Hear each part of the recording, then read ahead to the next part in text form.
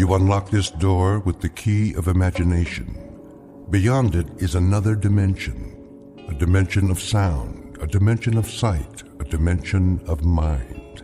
You're moving into a land of both shadow and substance, of things and ideas. You've just crossed over into the Twilight Zone.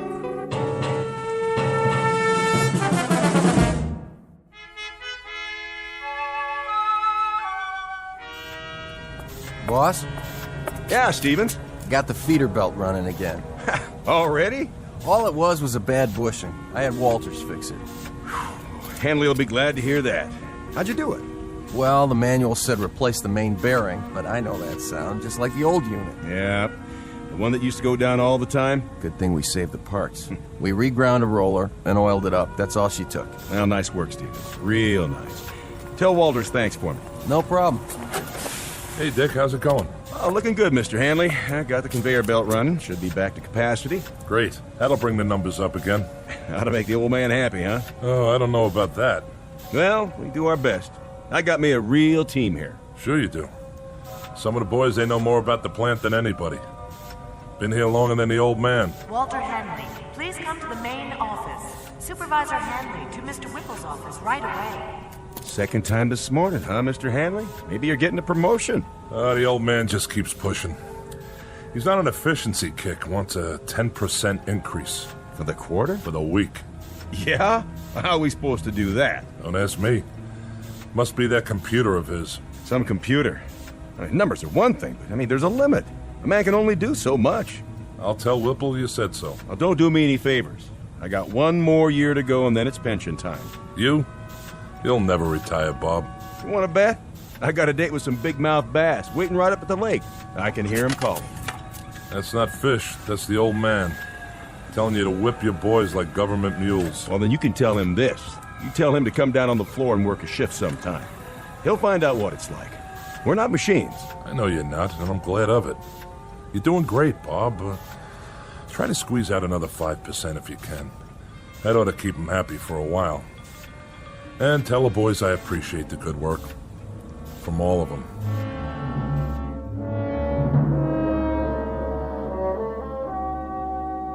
These are the players, with or without a scorecard. In one corner, Mr. Dickerson, in charge of the shift at his factory. Walter Hanley, the plant manager. And the individual you're about to meet, Wallace V. Whipple, the boss and CEO of the company. All of them men. In the other corner, machinery, both old and new. And the game? It happens to be the historical battle between flesh and steel, between the brain of man and the product of man's brain. We won't make book on this one and predict no winner. But we can tell you that for this particular contest, there will soon be standing room only at a very special arena found only in the Twilight Zone. And now, The Twilight Zone and our story, The Brain Center at Whipple's, starring Stan Freberg, with Stacy Keach as your narrator.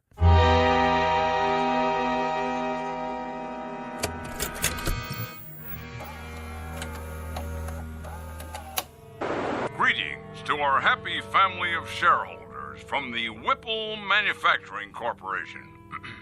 This year, we are proud to bring you the story of your company's progress by means of this special video produced by yours truly, Wallace V. Whipple. And I can assure you, family members, that what you're about to view represents a stunning, exciting new direction. But first, let's visit our main plant here in the Midwest, where our employees are busy manufacturing pipe fittings, automatic temperature control devices, and the various accoutrements of our product line. This is one of 11 principal assembly facilities. I call your attention to the vast number of workers required to maintain and operate just one facility. In this plant alone, your company employs 3,827 able-bodied men and women. Added to the 10 other Whipple plants across the country, we employ a total of close to 30,000 personnel. Our weekly payroll for this highly trained army of workers is several $1 million. But enough boring arithmetic. Good evening, friends. Welcome to my office, the nerve center where I, Wallace V. Whipple, personally supervise this vast operation. I've decided to address you personally via this videotape with exciting, in fact, stunning news, which I believe you'll agree amply demonstrates how we at Whipple's are marching toward a new tomorrow, where the future is so bright you'll have to wear sunglasses. But before you put on those shades, cast your eyes at the floor of our main assembly plant. Follow me. We can see it from my window. Cumulative 4 4/10 miles of work area, $111 million worth of safety upgrades this year alone, not to mention the expense in shoe leather. Put the camera back on me. Put the camera back on me, that's it. Now open the curtain. And what's this, you might ask? This sleek, futuristic object behind me? Some sort of space-age control panel? So many bells and whistles. Never seen anything like it, you say? That's because it's never been seen before. Ladies and gentlemen, stockholders, and members of the Whipple corporate family, feast your eyes on this. I give you the X109B14. This single modified, transistorized, digitalized, totally automatic assembly unit eliminates 6,100 jobs, 73 bulky and inefficient old-fashioned machines, 81,000 needless man-hours per work week, and countless millions of dollars each year for employee health services, hospitalization, and workers' compensation. Also employee insurance, employee welfare, and employee profit sharing through vested matching funds. As of tomorrow morning, the first model X109B14 will be placed in operation at our main plant. Within 6 months, our entire production facility here will be totally automated. Tomorrow, the world. Oh, and one other thing. Take a look at these slides. Lights. This is one of 3 cafeterias in our Oregon production plant. Busy, busy, busy. Here are the food trucks arriving. Here's the kitchen staff, the cooks in the kitchen. And here are the dumpsters filled to bursting with trash and refuse after a typical lunch. 800 tons of food consumed over an 11-month period, and tons of garbage for the landfill. Oh, the waste of it all. Lights. Ladies and gentlemen, do you know what can replace and what will replace 800 tons of food? 1 can of simple machine oil. Wholesale price, 68 cents. Ladies and gentlemen, Whipple's moves forward to a new plateau of profit, progress, and posterity. In a sense, we have just shed ourselves of the anchor, the heavy, heavy, heavy anchor, the albatross, if you will, of human labor. Whipple's will now operate from a computerized brain center with machines exactly like this one. Ladies and gentlemen, this concludes our year-end report. Thank you very much. Well? Well, what? Well, what do you think, Hanley? Will this put the stockholders on their feet cheering, or will it? Not that I need any particular encouragement along these lines. The videotape speaks for itself. It does indeed. What's the matter, Hanley? You didn't care for it? Mr. Whipple, my duties have to do with management. Something wrong with the lighting? The soundtrack? I'm an engineer, not a drama critic.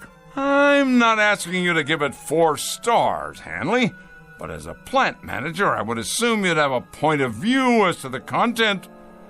Frankly, I would have expected at least some degree of enthusiasm. Sorry, sir. Having to do with the fact that it's a most definitive and incisive report on what we plan to do around here. Now, does it or doesn't it give you the lay of the land? You can answer that, can't you? Oh, it gives me the lay of the land, all right. And? Looks like a pasture to me. Oh, what's that supposed to mean? You actually think you can automate this place in 6 months? Closer to 4 months would be a more reasonable guess. A lot of things are going into the old scrap heap, Hanley. Time clocks, for example. There won't be anybody around to punch them, in or out. I think we'll donate them to a museum. A museum? Something, Hanley? Something. Something like a lot of men without jobs. That, unfortunately, is progress, Mr. Hanley. Now, you're a pretty solid man when it comes to quality control and assembly line planning, but when it comes to the aforementioned progress, you're a foot dragger. But not my little sweetheart here. X10, you and I are going to see a great deal of one another. Indeed we are. Indeed, indeed, indeed we are. Yes? The technicians are here, Mr. Whipple. Already? You said right away, sir. I know I did. All right, send them in. I'll be sorry to say goodbye to my dear little X10. Where's it going? Just downstairs on the main floor. Once we clear out the walkways and workstations, she'll fit right in, all by herself, at the heart of everything. The heart, huh? The very center of production. In control of it all, that's right. Like the Aztecs. What? The Aztecs, down in Mexico. I read about it. They built statues to their gods. They sacrificed their people to them and cut out their hearts. And when there were no more people, that's all that was left, the statues, with no one to worship them anymore. Come in. We're here to move the unit, Mr. Whipple. How are you going to get it down there? Same way we got it up, on the freight elevator. We'll have to disassemble it in sections, I guess. Yes, well, be careful. That baby is the future of this company. Yeah. Treat it like a god. You know what your trouble is, Hanley? You're holding on to the 20th century so tightly, your knuckles are white. And what century are you holding on to? The 19th? The 21st. To live in this new world, we need to jettison old baggage. Throw off the dead weight. And that includes the wholesale firing of 20 and 30-year men? Without regrets? Regrets, indeed. This has to come with regrets, huh? Well, I'll let you handle the regrets, Mr. Hanley. Yes, that'll be your new responsibility. Make a little sign for your desk. Mr. Walter Hanley, plant manager in charge of regrets. You're so hell-bent to replace men with machines. Did it ever occur to you that there's a trade-off? Pride for efficiency? Pride? Pride. Craftsmanship. What a man feels when he tries to make something as well as it can be made. What do you suppose that bloody machine feels? Anything? Anything at all? What the devil can I do with pride? Can it? Bottle it? Package it? Market it? How? I'm not selling pride here. I'm selling product. Your father, God rest his soul. Go ahead, Hanley. What about my father? Your father ran this plant for 40 years. He had an eye for profit, and nobody could accuse him of inefficiency. Go on. But he had something else on his mind, too. Tell me, Hanley. Tell me what else he had in his mind. Goodwill and the welfare of the people who work for him. Goodwill and the welfare of the people working for him, huh? Indeed, Mr. Hanley, indeed. And in some 40 years, he succeeded in doubling the size of the plant. That should tell you something. While his competitors quadrupled theirs. His competitors, Mr. Hanley, who were perhaps somewhat less preoccupied with goodwill and the welfare of the people working for them. They paid a fair wage for a fair day's work. But if they could put in a machine capable of doing a job better than a man, they did it. They didn't look backwards, they looked forward. Maybe the difference was this. They didn't have plant managers who succumbed to crying jags every time a pink slip got pinned to a time clock. I'm not crying. Good. You asked for my opinion, I'm giving it to you, that's all. Then we can begin. The foreman of the day shift, let's see, I believe his name is... Dickerson. That's it. I will now engage in some of that heart-filled compassion you value so highly. I will give Mr. Dickerson and his shift not 30 or 60 or even 90 days, but a full 4 months' notice.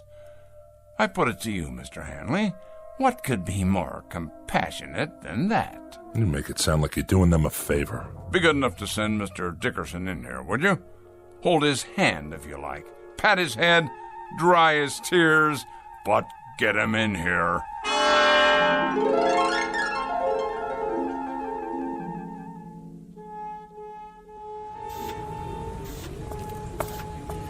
Hi, Mr. Hanley. Hello, Stevens. Nice work you did on the conveyor.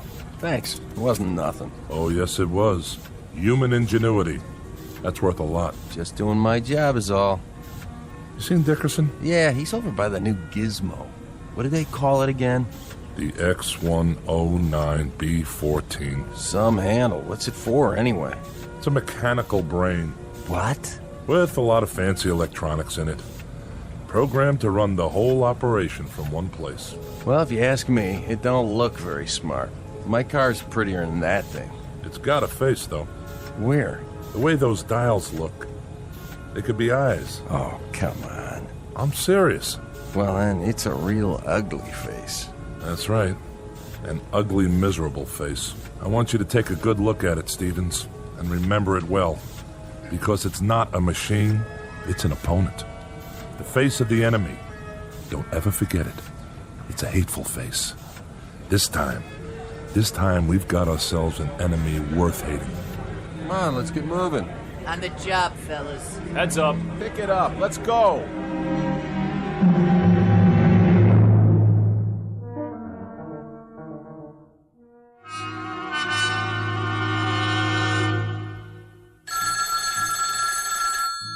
Yes, Walt, is that you? this is Walter Hanley. Oh, I'm so glad. This is Virginia, Dick's wife. Oh, hello there, Mrs. Dickerson. How are you? I'm just fine, but it's not me I'm worried about. Dick hasn't come home yet. No? No, and I'm concerned. He's never been this late before. Take it easy now. He's probably on his way. Do you know what time it is? Maybe he had some errands to run. He didn't work late then. No, he got off same as always. Listen, Virginia, don't you fret now. He hasn't even called. I'm worried sick. Well, don't be. Might have stopped off with some of the boys. Stopped where? I have a pretty good idea. Give me a few minutes. If I can find him, I'll tell him to call you. Oh, would you? Thank you, Walt. Don't mention it. I'll call you one way or the other. Sit tight. Ah, Dick. Did you go and fall off the wagon again?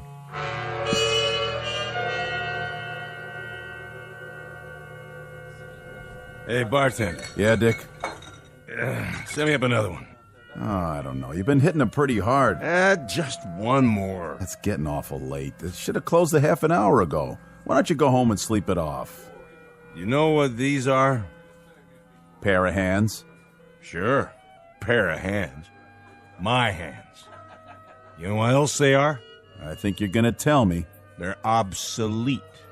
They're off the market now. They're like little wooden wagons trying to roll down the freeway. Flesh, bone, muscle, nerves. But that doesn't cut the mustard anymore. I'm going to tell you something else. Well, whatever it is, make it short. I gotta wash up everything and count the till. There isn't a machine made yet that can beat a man. Not a one. I'm not arguing with you, am I? Now, I'll just go over there right now and prove it. I'm going to take Whipple's new machine, and I'm going to turn it into nuts and bolts. Easy, easy. Just you watch. And if that slob of a watchman gets in my way with his big old keychain, I'll strangle him with it.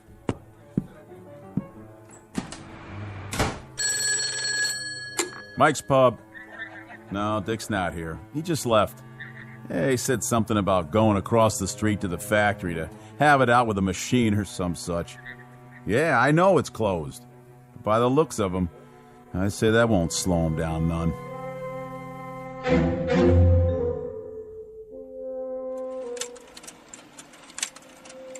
Sorry to make you stay so late, Marianne. Well, that's all right, Mr. Whipple. But take a look at these slides. I had the advertising department make them up.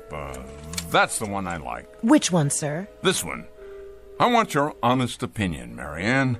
Does this look like an image for the 21st century, or does it? Well... You don't like it? Oh, yes, sir. I like it fine, only... Only what? Well, the way you've got that machine behind you in the picture. The X-109B14? What a beauty, huh? I guess so.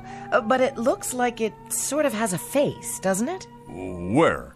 What face? Like it's carved in stone or something. You know, like those tiki things on Easter Island and nobody knows how they got there? Huh. I don't see that. Done in metal, of course, but with those two big dials, they could be the eyes. And the slot in front where the paper comes out, that's the mouth. Oh, yes. And the way it's behind you like that, it could be, well, your shadow or x-ray or something. It should be just you, sir, being so handsome and all. I see what you mean. Without the X-109B14, however...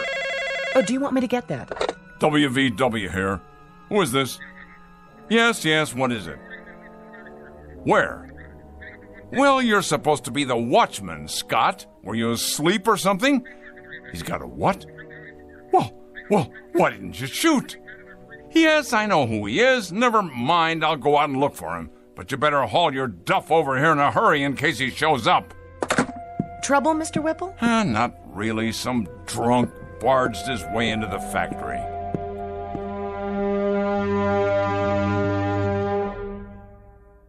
There you are, you shiny piece of crap. Stand up and face me. What's the matter? Cat got your tongue? Well, let's just turn on the juice here once. Say what? Speak up, Frankenstein. I can't hear you. Dickerson! Well, what do you know? I just got a call from Scott, the night watchman. Did you now? Said you were drunk and forced your way in. Forced, is it? Well, I am drunk. And I did come in without waiting for permission. Your permission. All right, what is it you want? I've worked here 30 years. Been a foreman for 17. In my book, that gives me some rights, Mr. Whipple. You've got the wrong book, Dickerson. Mine reads as follows. You're drunk, disorderly, and guilty of trespassing. I got here as fast as I could, sir. Scott, if this man isn't out of here in 1 minute, you're to have him arrested. I'll escort him out. Come on now, Dick. Arrested, I said. The man is armed.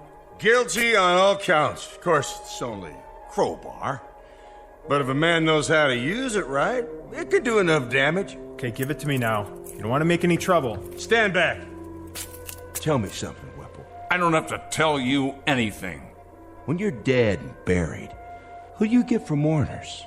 Who cries for you? This blind steel thing without a heart? Careful now, Dickerson. It's just a machine. You said so yourself. A very expensive machine. You wouldn't want to damage it, would you? Oh, no. Why would a man want to do that? Shall I tell you the difference, Mr. Dickerson, between this machine and you? It costs a few cents an hour for electrical current. It lasts indefinitely. It will. If there's people around to fix it. It gets no wrinkles, no arthritis, no hardening of the arteries. No, that one machine is a lathe operator, a punch operator, and 2 drill press men. The one that goes next to it is a 5-axis milling machine that can produce 6 different parts simultaneously. 2 more of these machines will take the place of 114 men, and they won't use up sick leave, coffee breaks, or vacations with pay. So in my book, Mr. Dickerson, they'll be worth considerably more than you are. Somebody should have stopped you a year ago. Somebody should have held you down, stuck a drill in your head, and poured in some sense. Men have to eat, all right? And that's one reason why you can't stack them up in the junkyard like surplus tanks or put them out to pasture like old bulls. I'm a man, Whipple. Hear me? A man. That makes me better than any hunk of metal. Better, you hear me? Better. No, now, Dickie, look what you've gone and done to your hand. Let's try the crowbar then. Steel against steel. Scott, stop him! Yes, sir. I tell you, stop him! Move! Give me your gun. Careful, Mr. Whipple, it's loaded. Of course it's loaded. I said give it to me. No, Mr. Whipple, you can't. Can't? We'll see about that. Oh! See that machine? It took more than you to get me. It took another man.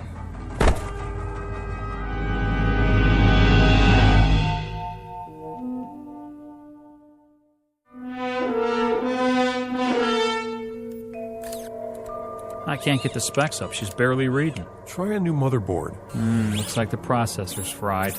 Better check the drives while we're at it. I don't understand it. What kind of nutcase would do this? He was no nutcase.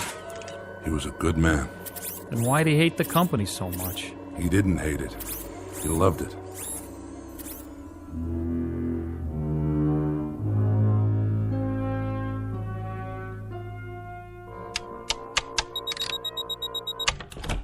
Oh, hello, Hanley. I've been expecting you. No doubt. I was told you were at the hospital. I just came from there. Fortunately for you, Mr. Whipple, Dickerson's going to live. Fortunately for me, my dear Hanley, aside from my protecting my property, I have no involvement in that at all. Are the technicians repairing the machine downstairs? It appears so. Good, good. This should interest you. A tape-controlled 7-axis, what they call a sentry. Know what it does, Hanley? It is connected to every single plant section, tooling complex, and assembly line in the factory. It keeps absolutely accurate data on quality control, product rejects, man hours, machine hours, cost factors, and everything else. It's one of the most sophisticated machines I've ever seen. How many men does it replace? Well now, this should please you, Mr. Hanley. It'll only replace one man. You. That's only right, Mr. Whipple. Since the point of my coming here tonight was to give you notice. I suspected as much. You're a practical man, Hanley. An industrial team has to be compatible. When two men, well, when they rub one another the wrong way, it's unrealistic that they stay on the same team. Needless to say, Hanley, despite the fact that you think of me as some kind of heartless Scrooge, I don't intend to forget the many years of service you put in here for my father and for me. So I'm giving you a liberal severance pay. What I think you'll agree is a far better than average pension. That's very decent of you, Mr. Whipple. And I'd like to give you something in return, if you don't mind. And that is... you struck me. That was for you, Mr. Whipple. Directly from me. For your insensitivity, your lack of compassion, and the fact that you're a cold-blooded manipulator of men as well as machines. You may take my severance, my pension, and your goodbye speech and stick them into the nearest metal orifice that's handy. When I walk away from you, I walk away clean. And that, Mr. Whipple, is one hell of a trick. What's that for? To keep people out or in? A new Watchman device, much more reliable than the old one. Now, if you will swipe your ID card, just don't try to use it after tonight. Your code won't work the next time. If you could build one of these machines in the shape of a wife, your cup would runneth over.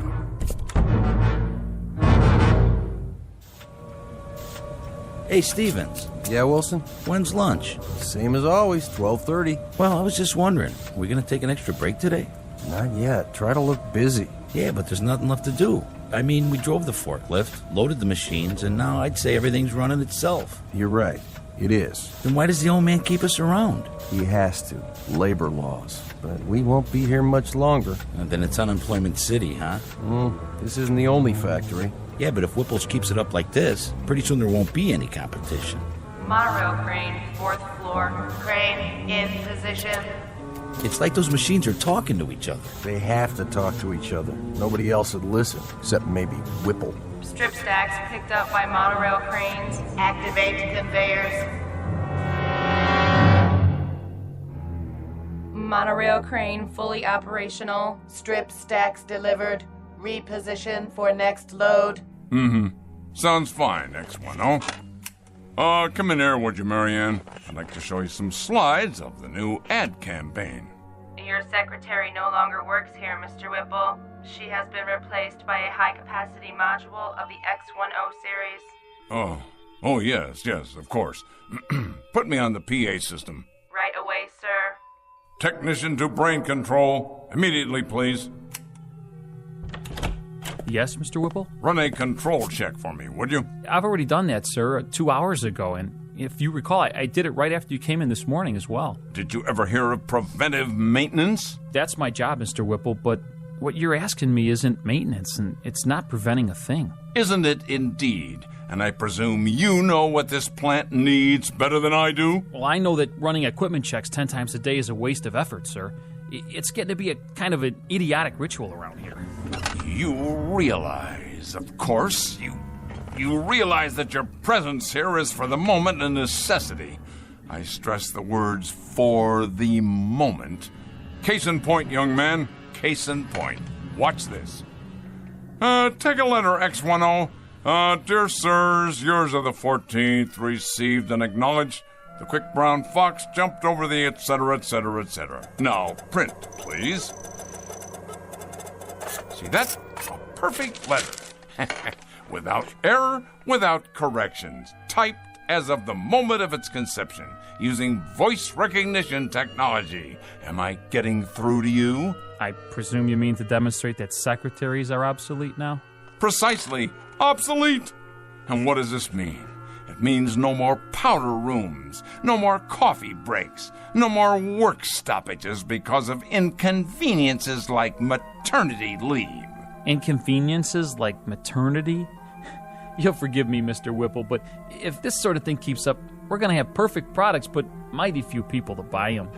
This, happily enough, is not my concern. Efficiency is my only goal. You looked around this place lately? The cafeteria, for example? It's just like a cave. Not a soul in there, just vending machines and music coming out of a loudspeaker. You walk around the parking lot, it's a desert. There's no people, no cars. This place has everything in the way of convenience now, but you know what it lacks? Enlighten me, if you will. Voices. Laughter. Just whatever it is that people feel for other people. That's what it lacks. This is a lousy place to work in, Mr. Whipple. Then shall I spare you the inconvenience of suffering it any further? You're fired. I've been expecting that.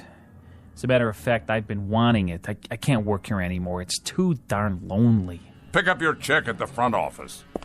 Yeah, just one more thing, Mr. Whipple. I think it wouldn't be a bad idea if you got an equipment check on yourself. Equipment check on myself? Huh, what rot. X10, let's have some music. Something to calm the nerves. There, that's better.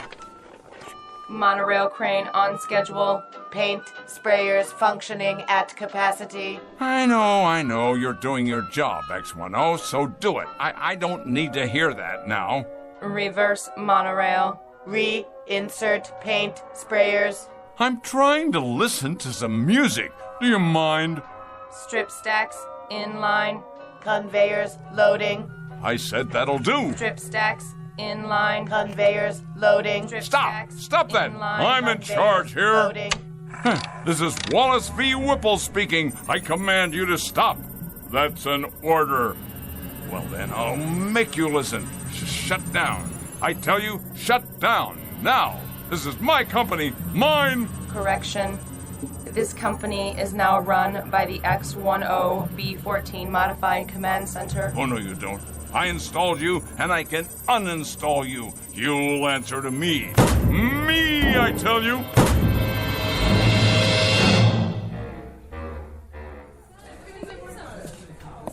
What'll it be, Mr. Whipple? Beer, please. One beer coming up. How about you, Mr. Handley? One more? No, thank you. Well, 2 other days, Hanley. I'll drink to that, Mr. Whipple. How are you finding your retirement? Tolerable, Mr. Whipple. I managed to keep busy. Not as much as I'd like, of course, and my wife says I'm underfoot all the time. But I'm doing all right.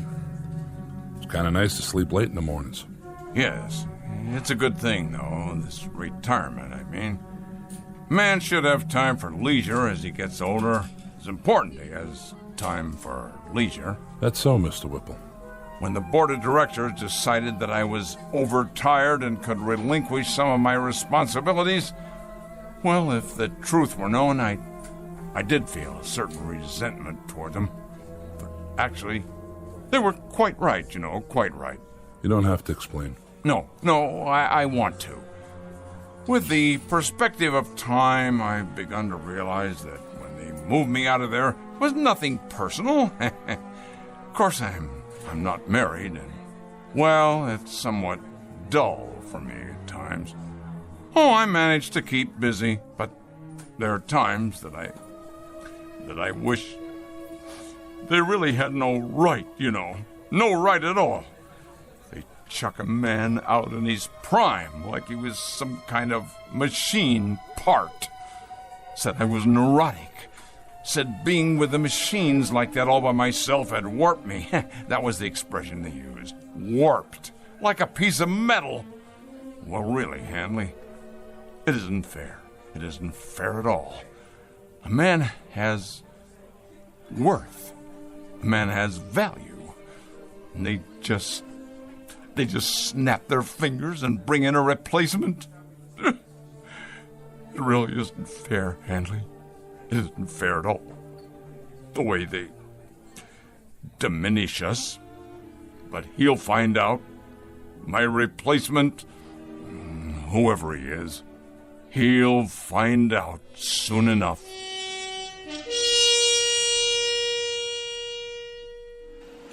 This is the new addition for the East Wing, where the parking lot used to be. And this is the electronics lab. It replaces the cafeteria. And here's the ad campaign for the fall season. No human figures, only the X10 line, Series 2. What do you think of it?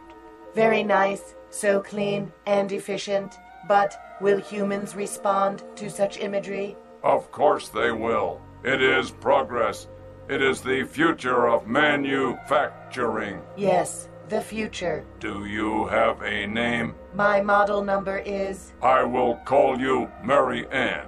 From now on, you will work here in my office. Thank you, Whipple X10. It is an honor.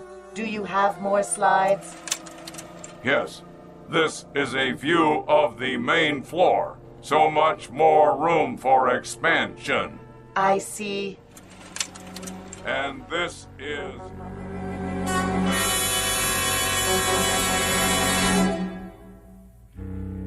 There are many bromides applicable here.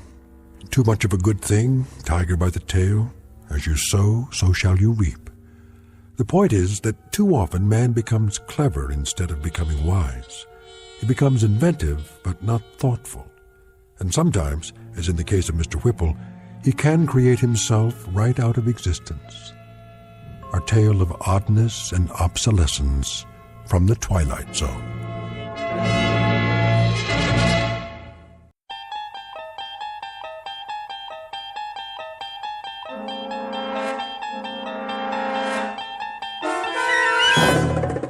You're traveling through another dimension. A dimension not only of sight and sound, but of mind. A journey into a wondrous land whose boundaries are that of imagination. That's the signpost up ahead. Your next stop, the Twilight Zone.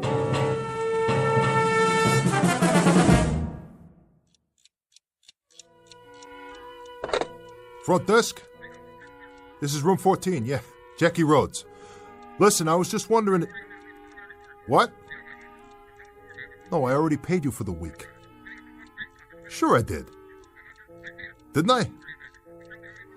Well, I thought I did. No problem. I'll drop it off downstairs first thing in the morning. That's right. Cash, same as always. Yeah. You know I always pay my rent. One thing about me, I ain't no welcher. I got a big payday coming tonight. Anyway, the reason I called, can I ask you a question? No, that ain't it. I know you don't do room service. I was just wondering, is my phone working okay? Uh-huh. Well, the reason I ask is I'm expecting a call. A real important call, and... You sure? Not a one, huh? No, I ain't been out of the room. See, I've been waiting right here for this very important call, and... You would have put it through to me, wouldn't you? Sure. Okay. Oh, one more thing. Am I ever going to get my air conditioner fixed? Well, when the super shows up tomorrow, ask him again. Leave him a note or something. It must be 100 degrees in here. Yeah. Thanks. Come on, George. Come on. You said you was going to call. Oh, what a night. Can't even go out for a cup of coffee. Yeah. Oh, hi, George. Fine. You too? Nothing much. Yeah, well, I've been sitting here waiting. That's right. Expecting a call. From you, of course. Yeah, George. Yeah, sure is a hot night, ain't it? Uh-huh, George. George, I was just wondering what kind of job you had in mind tonight. Well, now, look, I've been sitting here 3-4 hours, and if you want to know the truth, I've been roasting to death and like to go out of my mind. All I'm asking you is... George, hey, whoa, will you listen to me? Will you listen? I'm not trying to cop out. I am definitely not trying to cop out, all right? I just wanted to know what kind of... Well, because I got a tendency towards nerves, George. Well, you can sit in a hotel room only so long, and it's such a hot night. George, I ain't complaining. Whatever the job is, I'm up for it. Sure. You got a number one boy here is what you got. You know that. And I'm going to do the job for sure. George?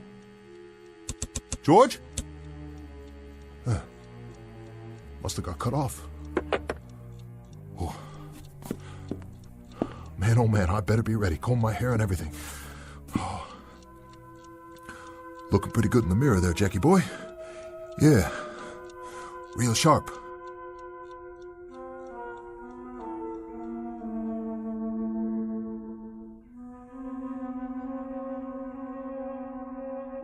This is Mr. Jackie Rhodes, age 34.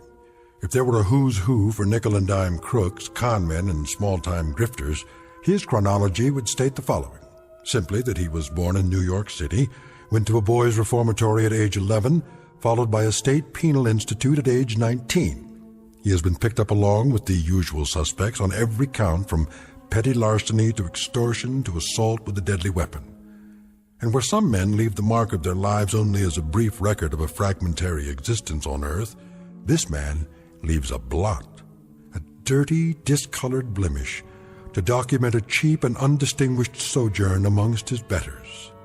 What you're about to witness in this room, and particularly in the chipped and dusty mirror above the dresser, is a strange kind of mortal combat between a man and himself. For in just a moment, Mr. Jackie Rhodes, whose entire life has been given over to fighting adversaries of one sort or another, will meet his most formidable opponent to date, his own reflection, as seen in the mirror of a cheap Skid Row hotel room that just happens to be located in the Twilight Zone. And now, The Twilight Zone, and our story, A Nervous Man in a $4 Room, starring Adam Baldwin with Stacy Keach as your narrator.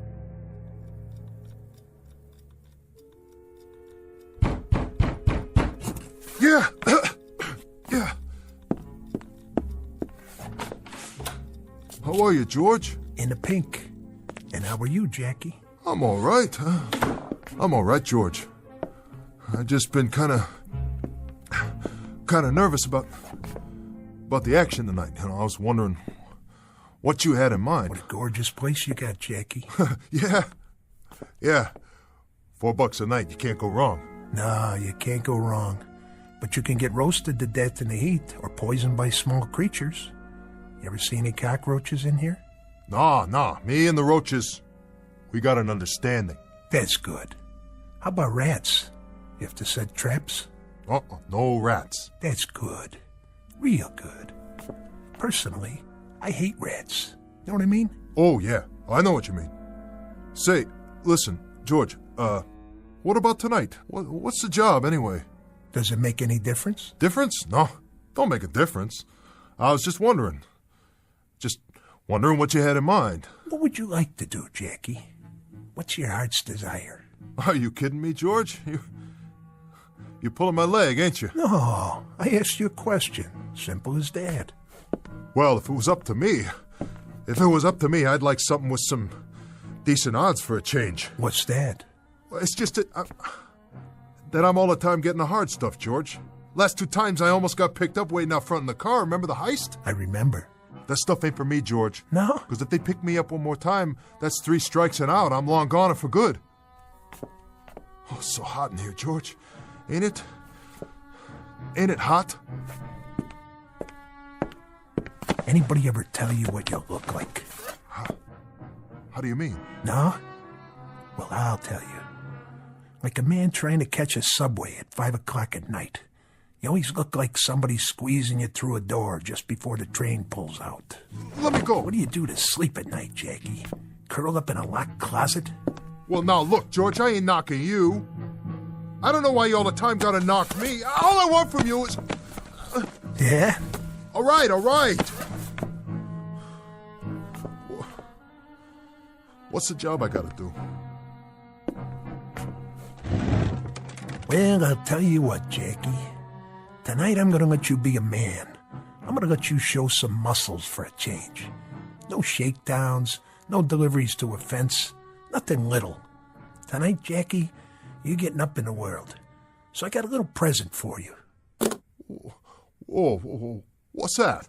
What do you think it is? 22 special. I don't want it. Oh, careful, it's loaded. What do I need a gun for? Well, I'll tell you. Old man runs a little bar on 38th Street, between Lexington and 6th. Feisty old bum, always giving us trouble. Don't like to pay off for the jukebox we got him. Don't like to pay off for the protection. We lecture him all the time and he spits in our eye. How do you like that for gratitude? Well, you don't keep this kind of stuff a secret for long. Lots of people hear about it. We go to another place and we say, "Here you are, pal, here's your bill for the jukebox." And you know what, Jackie? They want to spit in our eye, too. They hear there's an old gleep on 38th Street who don't pay, so why should they pay? Till tomorrow morning, when they find the old gleep sprawled out over his bar. And you know what? Everybody else falls in line real quick like. Now that's simple, ain't it, Jackie? Even you can understand that. Kill him? You want me to kill him? You're the one, Jackie. I just stopped by to tell you. And give you your present. George, I can get set up just for carrying that thing. You ever heard of the Sullivan Act? George, take it with you, please. This one ain't for me. Jackie, you're in hock to me all the way up to your collar buttons. So don't tell me what's for you and what isn't. But I ain't never done anything like this before. There's always a first time. No, George, no. I'm strictly for breaking and entering. I'm nickel and dime. You put me in an alley and I'll do a mug job, but I gotta do it from behind. George, I got no guts. That's me, understand? You know that. I simply got no guts. Why don't you get somebody else? Get a couple of torpedoes. That's why I need you, Jackie. Because my old barkeep knows every torpedo I got on the line. He wouldn't let him in the front door. You, he don't know. So you're the one. But George, you know me. I'm a gutless wonder. Tonight you gotta get guts, Jackie. I don't care where from. Look under the bed or go buy some. Or get them on the corner. But you find him and you do the job. The bar closes at 2. You beat her when he's about to lock up, and then you do it. George! George! I'll be back here at 2:30. If I find out that you welched on me, that you chickened out, you are dead.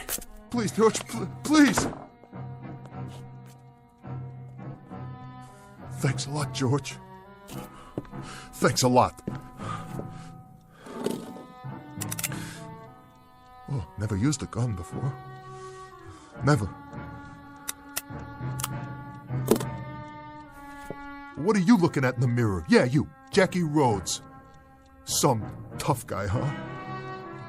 Look at you. So what's the beef?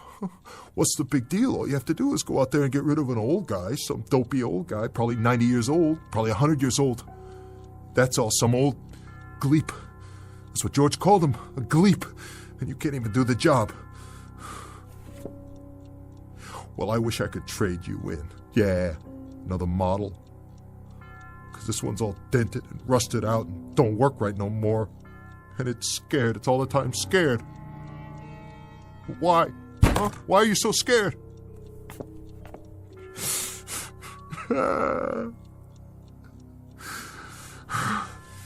Man, it all comes down to this. Took you a long time to get here. Real long. How many nights in the tank? How many months in stir? How many hours in cheap, dirty hotel rooms like this one? $4 a night to roast to death. Oh, what a way. What a long, miserable way. And for what? What do I got to show? A $4 hotel room and lots of security. Oh yeah, just like a floating crap game. Look at you in the mirror. Yeah, you look at yourself for once in your life. Sweating like a pig, biting your nails. And those eyes, those beady, scared little eyes. George better stick with apples and oranges. He better start squeezing cantaloupes for a living, because he ain't no judge of people. Not this one. Jackie Rhodes, the big-time killer. Killer Rhodes. Well, I know you, Jackie Rhodes, and you ain't no killer. You're a softy is what you are, a great big soft bowl of oatmeal. You got no bones in your body. When the good Lord passed out spines, you must have gone for a beer and missed out. Oh, I wish I could trade you in on a new model. I swear to heaven, I wish I could trade you in right now. No matches. Great. A cigarette and no more matches. That is me all over. That's my little Jackie, halfway. Always halfway. Story of my life. A left-handed guy in the cafeteria line, a one-armed paper hanger, an icebox salesman at the North Pole. Need a match? Huh? Go on. Light yours off mine if you want. Who are you? Well, who do you think? The name's Rhodes. Pleased to meet you, Jackie. What do you say? Oh! Take it easy, Jackie. Come on back over here. Let's you and me have a talk. Yeah. Oh, you and me, we'll have a talk. Real heart to heart. Me in the mirror. We'll have a big long talk, just the two of us. The two of us. So this is the way it happens, huh? I've had it. All my marbles gone. Finally. This is the way, right? Right here in this room. No, that's not the way it happens. You're all right. Pinch yourself. You didn't flip out. You're rational. You're sane. No, you got a different kind of problem, Jackie, my man. Very different. I'd say we've got different kinds of problems. And you're telling me that you're... I happen to be you, Jack. And you happen to be me. Say that again? Nice arrangement. Keeps it simple, don't you think? Let me get this straight. You're me and I'm you? Oh man, this is crazy. Really crazy. This is nuts. Look at it this way, Jackie. I'm part of you. Another part. An alter ego, that sort of thing. You get the drift? I'm the Jackie Rhodes who might have been. Oh, come on. I think you would have been called John Rhodes. A long time ago, Jackie, a very long time ago, you were up for grabs, you might say. You could have gone one way or the other. You could have turned out my way or your way. Take your pick. Well, you did. And it turned out your way. Your way, Jackie. This way. You understand what that means? No. No, I don't understand. What do you mean, my way? Your way's cheap, weak, scared, half vulture and all mouse. That's what you are, Jackie. So knock me. Go ahead and knock me. I'm this and I'm that. So what? Whatever I am, buddy, I got flesh, I got bones, and I breathe. And in just a couple hours from now, I'm going to put the finger on somebody and I'm going to cash in. So what do you do for a living? Haunt people in mirrors? Can you pull a heist? Can you kiss a dame? Can you count a roll? Can you cash your chips? Oh, listen to me. Listen to me having a big argument with a piece of glass. Well, listen, glass, I'm leaving. I'm pulling out. I've had it with you. I'm a mouse, huh? Well, you're nothing. Imagination, that's all you are. You're a big fat dream is all. Forget it, will ya? I gotta get ready now. Wash my face.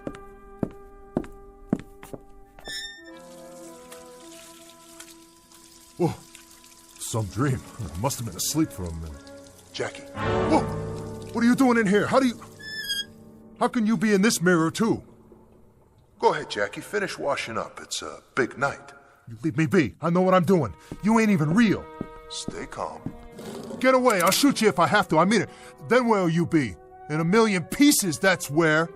You can't kill me, Jackie. Because I'm not out here. I'm in you. No matter where you go, I'll be right there. In a store window, in a shiny car, the water in the gutter, I'll be there.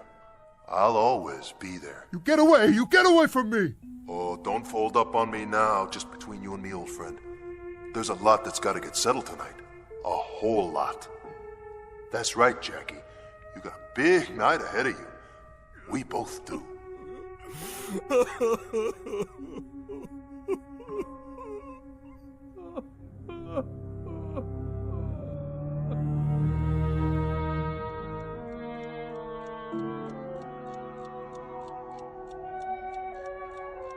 What time is it, Jackie?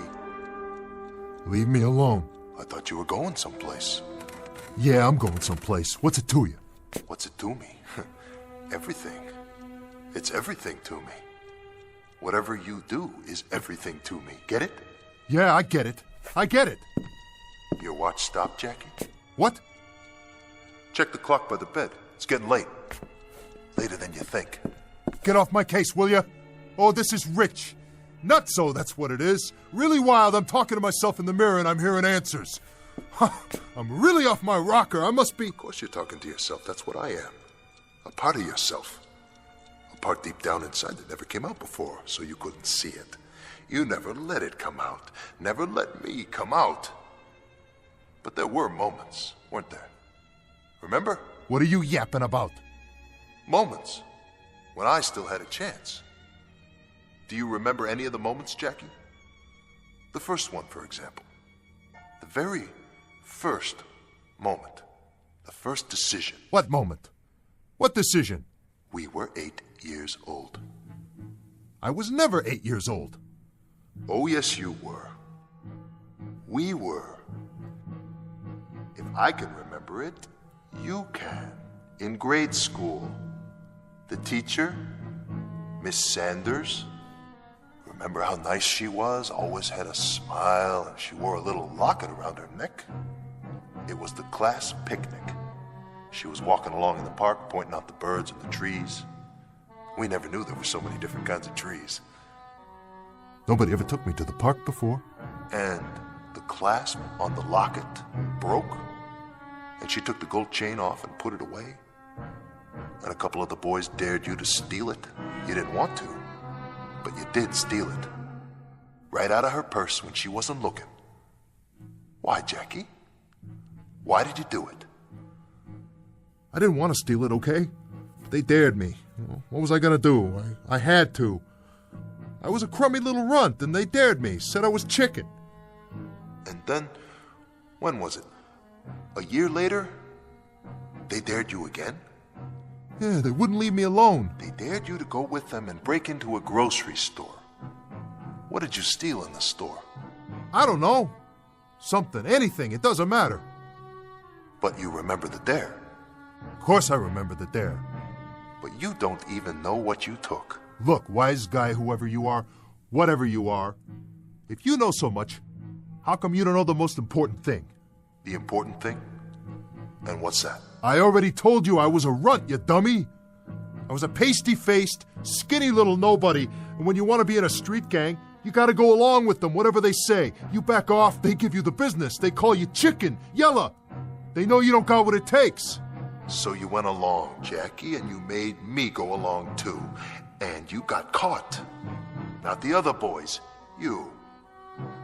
And you spent 11 months in a reformatory. What did you prove for all that trouble? Oh, what do you care? Tell me why you're saying all this to me, or shut up! Just shut up! Oh, knock it off! I'm trying to sleep in here! Keep your voice down, Jackie. Why should I? Because you're not the only person in the world. You can't just think about yourself all the time. There are others. Look, I want you to level with me now. What are you? No more fancy talk. What's all this alter ego stuff? You read that in a book somewhere? I think you know what I'm talking about. All right, you're part of me. I give you that. I ain't dumb, you know. No, you're not. You're inside my gut someplace. Well, what are you, a conscience? Is that what you are? You tell me. All right, you're a conscience. So what do you got to say about anything? What gave you the right? I haven't had anything to say about it until now. You never let me out before. But now I've got something to say about it. Oh boy, do I. I've been waiting a long time. I never let you out. Oh, that's rich. Well, look, buddy, you ain't got no invitation now. I never asked you to show up, did I? So you can crawl back inside and hole up on your own as far as I'm concerned. Who needs you? You need me. I don't need anyone. You've always needed me. Yeah, sure. When you got out of the reformatory, there was a parole officer. Remember him? What parole officer? A very decent guy. His name was Moriarty. Oh, yeah. He liked kids. Had a bunch of his own. You always got the feeling that when he tried to do things for you and straighten you out, it was because he had kids of his own. And but for the grace of God, you might be one of his. Jaw. No wonder I kept you locked up inside. You really know how to talk my ear off. You're walking on your lower lip all the time. Well, I still say, who needs you? I'm asking you, what do you want from me? Don't you know? No, I don't. I'll tell you what I do know. I gotta go out and do a job. I gotta go knock off some old gleep in a bar on 38th Street, and if I don't do it by 2 a.m., you're gonna be able to take what's left of me and scrape me off of the wall with a spoon and dump me in a cup. I gotta get going. I ain't got much time left. Correct. You don't have much time at all. I'm telling you, you better get out of my face, or I'll smash up this mirror, and you'll be all over the floor. I'll do it, too. What's the matter, don't you think I can? You're not listening to me. You've never had much time. Moriarty tried to help you when you got out of the reform school, but you didn't have time then either. Get off my back! You had a moment when you could have listened to him and paid attention in that moment, or you could have done what you did. Join another gang. It was your choice. It was always your choice. And 6 months later, you were in jail again, only this time it was for real, and Moriarty couldn't help you any more than that girl Janie Reardon could. Janie Reardon? I remember Janie. She was a nice kid. She was more than that. She was beautiful, inside and out, and she tried her best to set you straight. What do you know about her? I loved her, Jackie. Did you know that? I love Janie Reardon. You? You love Janie Reardon? Why, you're nothing but a piece of glass. You're me in the mirror. How could you love anybody? How could you love anything? Oh, I could love. I could love deeply and intensely. I loved her. And I tried to get you too. But you were too busy. You graduated from the street gang. You moved up fast, didn't you? I sure did. You got mixed up in an extortion racket, shaking people down, parting them from their hard-earned money real sweet. You were a big shot, huh, Jackie? Still trying to prove something. And what did you prove that time? I proved plenty. You proved you were the #1 patsy of the world. You were the expert at bag holding. It was 2 years in a penitentiary after that one, wasn't it, Jackie? And when you got out, Janie Reardon had got married to a regular guy and moved away. She walked out of your life, Jackie. Out of our life. You cheated me out of her. I don't care. I didn't care then and I don't care now. Dames, I can take or leave. Dames you can take or leave. That's a statement for the press, isn't it? Can I quote you on that? A real fond sentiment. Except for one thing. It isn't true. You calling me a liar? You'd love to have a girl, wouldn't you? Somebody sweet and pretty. Somebody who'd stay with you and love you in return and be kind and gentle with you. You could have had that. Maybe you still can. The question is it too late? Why don't you knock it off? Will you do that? Will you knock it off right now? If you say so. What do you want from me? I'm asking you a question. What do you want from me? Calm down, Jackie. Have a smoke. Here, want one of mine? Stop blowing it at me. Are you going to answer the question? I'm still waiting. Well, it's pretty simple, really. I want to take over. What? I want to be John Rhodes. I want to be all the instincts you buried inside. I want to be what's left that's still good in you. The decency that you never let show. I want to be the courage you left behind. I want to be all the dreams you ever dreamed but never had the guts to live. Fat chance, Buster. Big fat chance.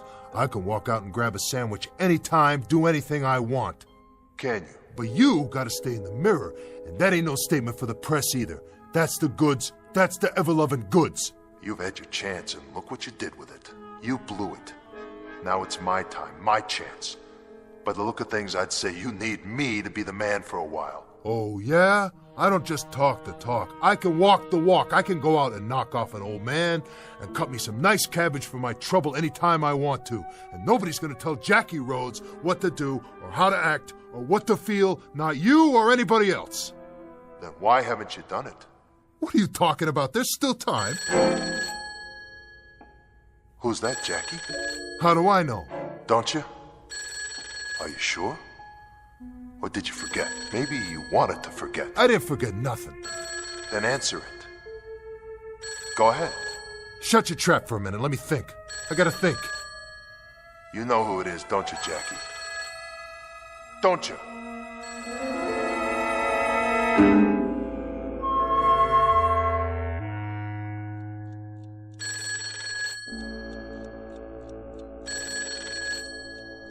Go ahead, answer it. Okay. Yeah, George. Yeah, you just called me on the way out. I was just leaving. Yeah, George. Sure. Honest, I'm on my way out. Sure, George, I know what time it is. I'll see you right here at 2:30. Sure. Sure, George. Yeah, I got it. See you then.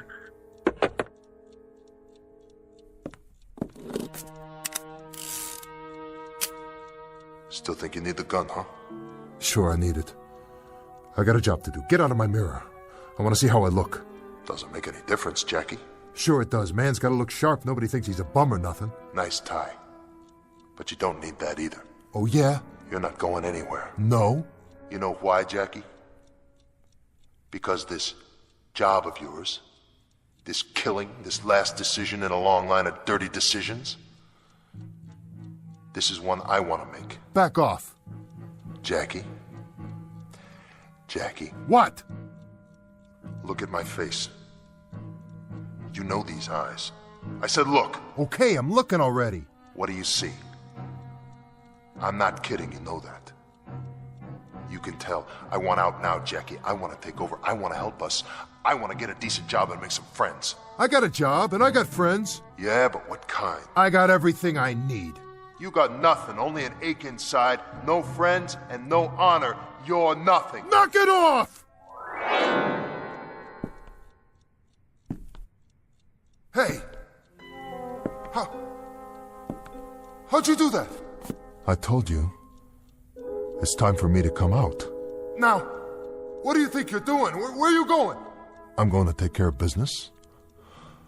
Oh, man, you don't know how good this feels. You can't! You can't do that! I just did, and I'm gonna do a whole lot more before the night's over. I'll stop you. Wait! How come I can't get out of this? Mirror? Because that's where you live now. Inside me for a change. Better get used to it, tough guy, just till I get back, okay? See you in a while. 38th and Lex. You know where that is? Yeah, I know. Don't forget the gun. I didn't forget it. But it's right here in front of me on top of the dresser. I don't need it.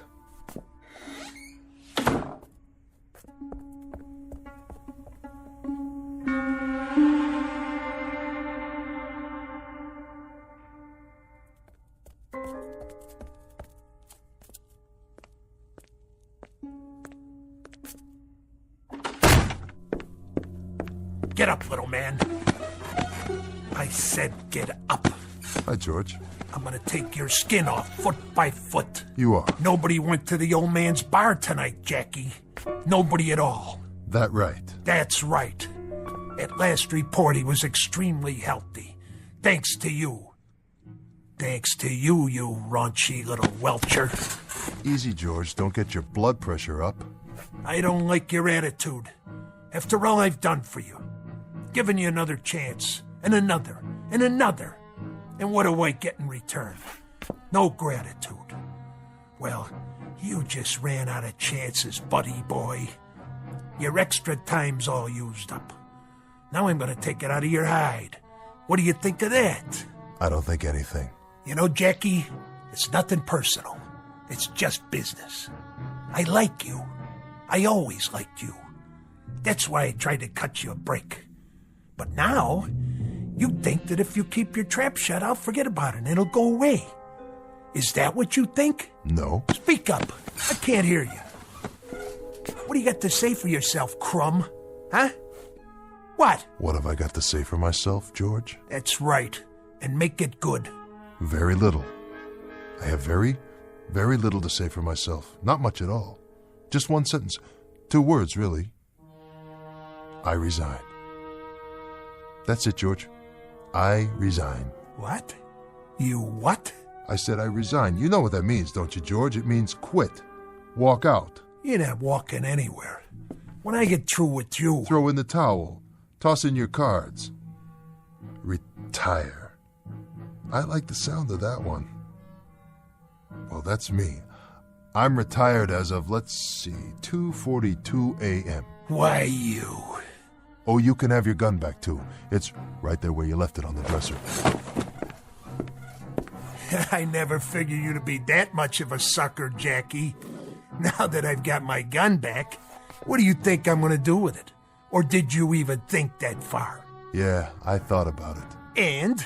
And I figured you'd try to make me eat lead. Well, you got that much right. Of course, I took the liberty of removing the bullets first. Guess you want them back now, huh? Well, they're right here in the wastebasket. Here, let me give them to you. Oh.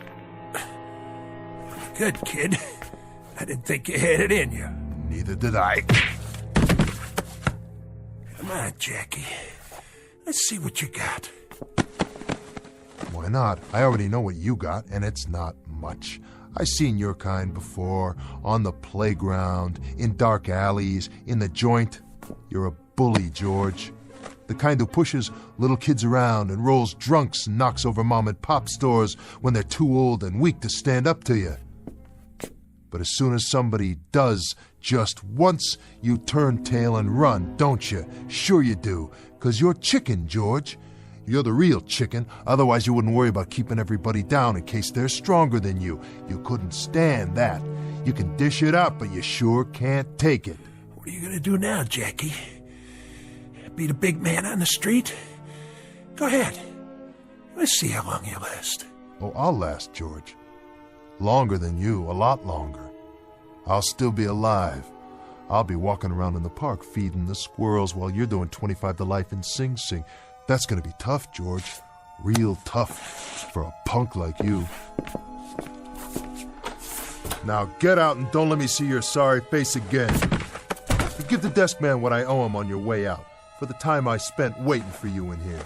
See you in hell, Jackie. Wrong, my name's not Jackie, it's John. That's Mr. Rhodes to you, and don't forget it. I'm the one who just changed your life permanently for the worse.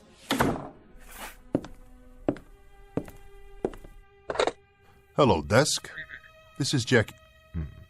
This is John Rhodes. That's right, room 14. I'm checking out. No, for good. I'm not coming back. No, as a matter of fact, nothing is all right. The room is too hot, too small, and too dirty. It's just a thing for bums, but not for me. Hey, Jackie. John. We're John now. That was really slick. You liked it? I saw the whole thing from the mirror. It felt great. It did, didn't it? Well, let's hope we don't ever have to do it again. So, what do we do now? Now? We go look for a real job. We get it together. We stop biting our nails and we start living a life. Oh, and you can come out of there now. Thanks. Ready? I guess so. Then, let's get gone.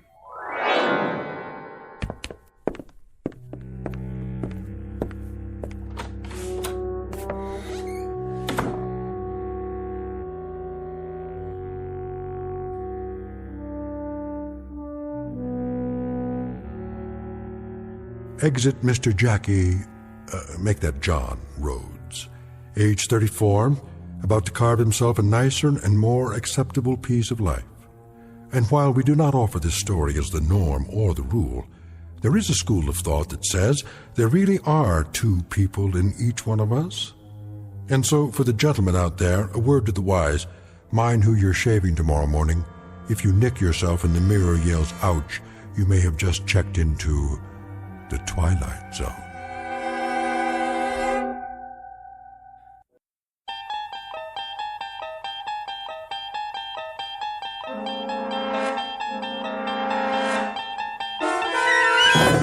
You unlock this door with the key of imagination. Beyond it is another dimension, a dimension of sound, a dimension of sight, a dimension of mind.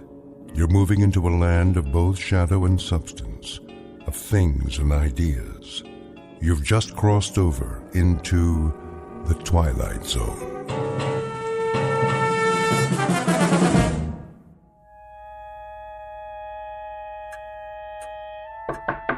Grandpa, shall I keep your dinner warm for you? Grandpa? Yes, Marnie. Just let me lie down for a moment and rest my eyes. Now, why is that clock slowing down? I guess I better check it. Let's have a closer look, old friend. What time is it now? Well, 7:31 exactly by my pocket watch. But you say 7:25. Oh, no, that'll never do. And to think that I gave you an overhaul just last week. Now, where did I put my tools? First things first, reset the hands. And there. And a drop of oil here. And one here. Oh, I'll have you shipshape again. You'll see. My grandfather's clock was too large for the shelf, so it stood 90 years on the floor. It was taller by half than the old man himself, though it weighed not a pennyweight more.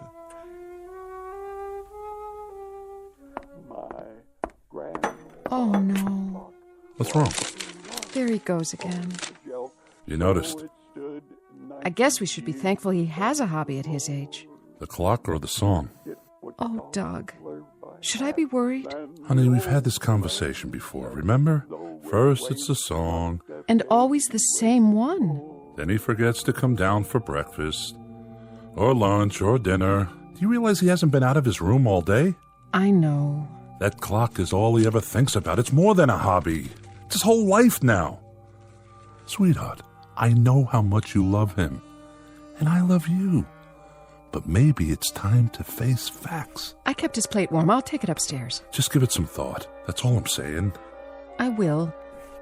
Only I'm afraid I have no idea how to bring up the subject with him. No idea at all.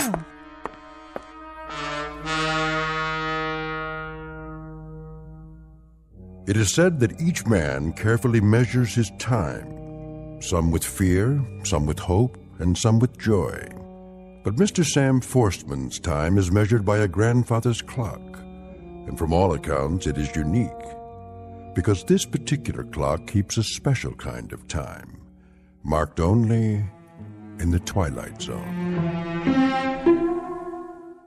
Now, back to the Twilight Zone and our story, 90 Years Without Slumbering, starring Bill Irwin with Stacy Keach as your narrator. It was bought on the morn of the day that he was born, and was always his treasure and pride. But it stopped short, never to go again, when the old man died. 90 years without slumbering. Tick-tock, tick-tock, his life seconds numbering. Tick-tock, tick-tock. Grandpa? Oh, come in, Marnie. What are you doing? Oh, it's been a few minutes off lately. Quite a mystery. But don't you worry. I'll solve it. At least move the lamp, Grandpa. You're going to ruin your eyes. I can see quite well, thank you. Besides, I know practically every part by heart. But why does it matter that much to you? I wouldn't expect you to understand. Once a clockmaker... I brought you dinner. Dinner? You're awfully early tonight. Besides, I don't need room service. I would have come down. It's almost 8 o'clock. It is? Oh, what happened to the time? I'll leave your plate on the dresser. You do that. Thank you, Marnie. You're too good to me, you know that? Grandpa, are you feeling all right? Me? Never better. Why? It's just that you spend so much time up here. And for that, I apologize. It's the clock. There must be some dust in the mainspring. In fact, you haven't been out of your room since yesterday. It's my friend's fault. Your friend? Been acting up, but once I get him adjusted properly. Actually, we wanted to talk to you about that. We? Doug and I. Grandpa, we know you love the clock, but... But he's ticking along nicely now. There. Shouldn't have any trouble for a while. Of course, a clock as old as that, well, you're bound to have problems of one sort or another on occasion. Just like people, huh, Marnie? Of course, Grandpa. Why don't you get some rest? Oh, you know me, dear. Never sleep. But I might lie down for a few minutes to rest my eyes. You do that. Good night, Grandpa. Good night, sweetheart. Well? Well, what? Did you talk to him about it? I tried, but I couldn't, Doug. I just couldn't. He's such a wonderful man. I know. If only he weren't... Senile? Well, it's the truth. Somebody had to say it. Oh, Doug. What are we going to do?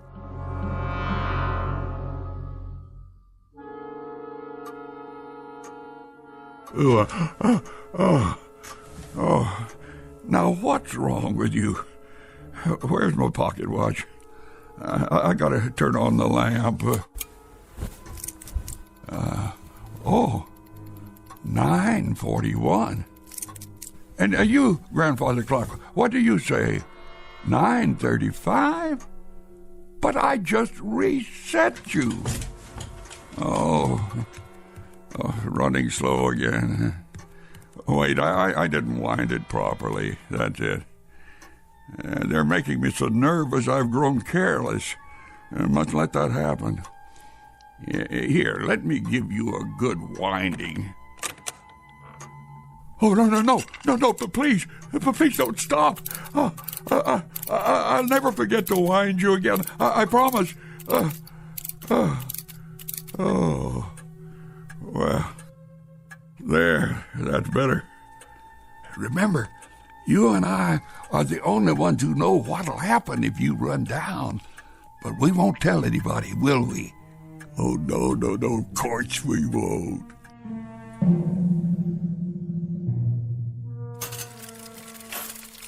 Want some hash browns with your eggs, honey? No, thanks. Are you sure? Just the bacon is fine.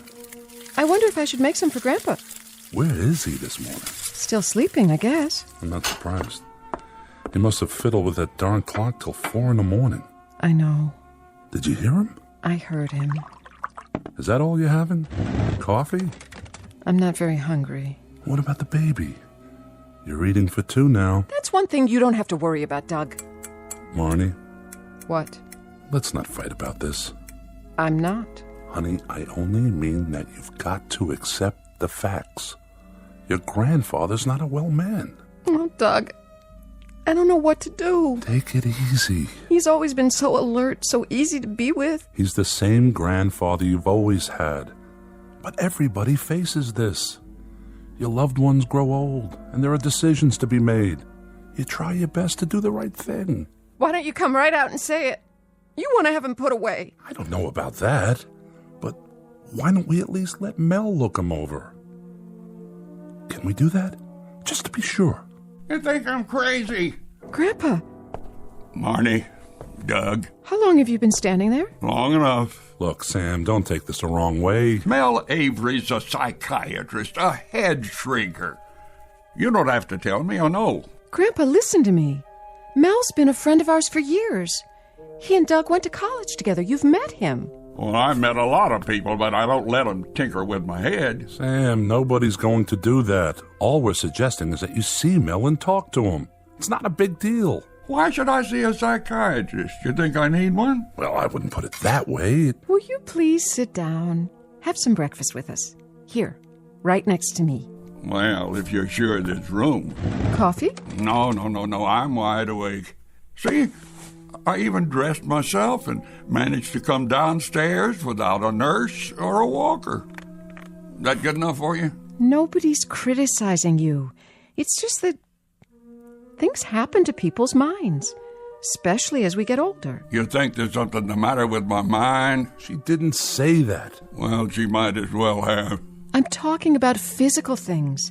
That's why we all have a checkup once in a while. What's wrong with me physically? I can see all right, and I move around on my own. You sure can. And I can use my hands, the same as always. I know. For example, you love to work on that clock. But you've gotten so preoccupied with it that it takes up all your time. So I'm fond of my clock, and that makes me crazy? My, what a strange world we live in. Sam, you'll have to admit you spend a great deal of time with it. Sometimes 3 or 4 hours a day. Sometimes half the night. Aha! Just because I don't sleep my life away and working on that clock relaxes me, that makes me a candidate for the loony bin? Well, for your information, I've had insomnia all my life, and so did my father. He lived until he was 90. Just like the song says, 90 years without slumbering. Oh, yes, the song. It was written before you were born, my boy. I think you're misunderstanding. Doug only has your best interests at heart. My best interests. You think I'm afraid? All right, that does it. I'll see your friend, the psychiatrist, and we'll find out just who's crazy in this household and who isn't. Go ahead, call him. How about this afternoon? Send him in. Yes, Doctor. So you're him. Mel Avery.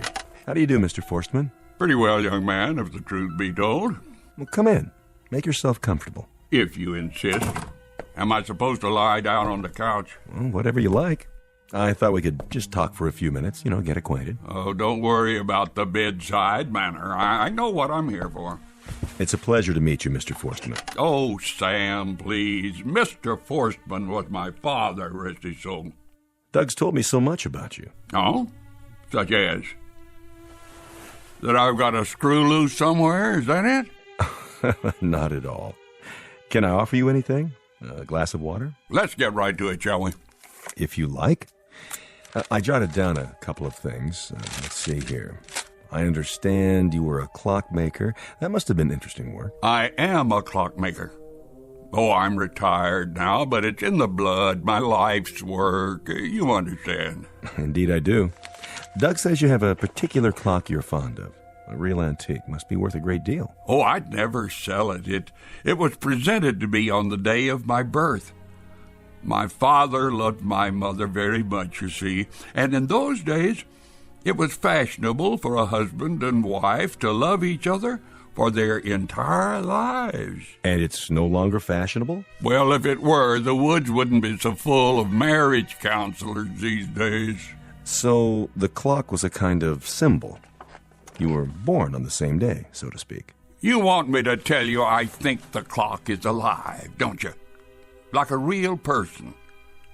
Well, I don't think that. It's a mechanism, nothing more, nothing less. Then why are you so concerned with keeping it in perfect condition? That clock is not only priceless, Doctor, it's a family heirloom. Wouldn't you want to maintain it as perfectly as possible? Well, yes, but... You aren't sure? Yes, I'm sure. But then we aren't talking about my clock. We're talking about your clock, aren't we? Oh, you have a grandfather's clock, Doctor? As a matter of fact, my wife bought one recently. She collects antiques. Tell me about it. Whatever comes to mind. Well, it's about 8 feet tall, hand-carved, built in Germany in 1874. But we're talking about you, Mr. Forstman. Sam. Oh, why, I thought we were talking about your clock. Oh, we were, but we've gotten off the track. Track? Are we going to talk about trains now? No. Well, if you've nothing more you want to discuss...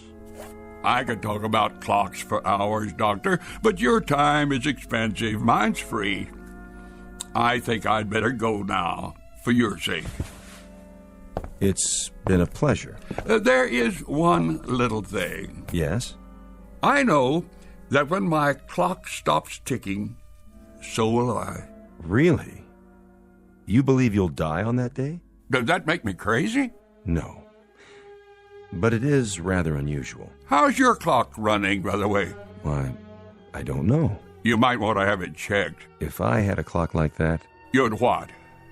I'd get rid of it.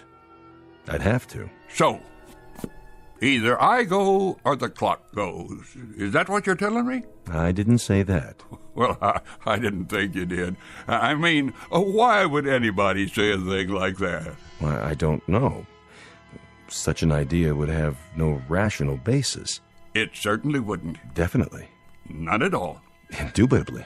Then that should put your mind at ease. I hope I've been of service, Doctor. Have a nice day.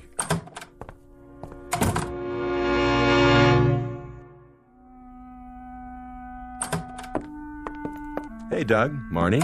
I can't thank you enough for seeing him. Yeah, thanks, Mel. It's not a problem. I enjoyed it. He's very entertaining. Oh, he's a character, all right. So, what's the verdict? He seems to be in marvelous shape for a man his age. I'm sure of that. He just had a complete checkup. What about up here? Yes, his mind. That's what we're concerned about. Oh, he's alert, aware. No signs of any cognitive disorder. Did he talk about the clock? He sure did. And? Oh, I wouldn't worry too much about it. At his age, a man's entitled to a few quirks. You mean he doesn't need to be put into an institution? Well, not as long as he has no debilitating physical problems. He should be able to continue living a productive life. But I do want to say something about this attachment of his. The clock business? I don't want to minimize it, but if I were you, I'd try to involve him in other things. I'm sure he has various interests. Oh, yes, he reads a lot, and he's good around other people. I can believe that. He's a great conversationalist. The problem is so many of his friends have passed away. Does he ever go to the senior center? Anything like that? I took him by there once, but he wasn't interested. You can understand that. They're strangers to him. They have their own lives and families. You might see if there's a regular group at the library. A good way to meet people with something in common. If we can ever get him away from that darn clock. It's worth it to make the effort. There is a risk in being so deeply attached to an object. Any object. What kind of risk? The clock is becoming an obsession. He's equating it with his own lifespan. That's not good for a man Sam's age. Whatever you do, do it gracefully. Change is a big thing at this point in life. But I hope you can find something else to engage his attention, instead of letting him focus so completely on the clock. His world is closing in. Take my advice. Do everything you can to help him expand it. And soon. Grandpa? Are you awake? Come on in. I thought you might be taking a nap. Oh, no. I was just resting my eyes. I see the clock's running perfectly again. Perfectly. Marnie, I wanted to talk to you about that. Oh, it's all right. Listen, Grandpa. Doug and I have to run into town. We were wondering, would you like to come with us? Afraid not, dear. I thought we could stop off somewhere, get some lunch. Anywhere you like. Some other time. I have too much to do. Like what? That's what I wanted to ask you. Would you mind if I move it? Move? The clock. After all, it takes up so much space here in my room. Yes, it does. So you have no objection? Just as long as you don't try to do it yourself. Oh, don't worry about that. There were those fellas who came out one time. What were their names? When you put those other things of mine into storage. I know who you mean. Something like the Starving Artists Moving Company? Wasn't that it? Exactly. No job's too weird for us. That was their motto. Well, if they don't charge too much, maybe they'd lend us a hand. I'm sure they would. Grandpa, I think that's a great idea. It's settled then. I'll arrange it. You two kids have fun.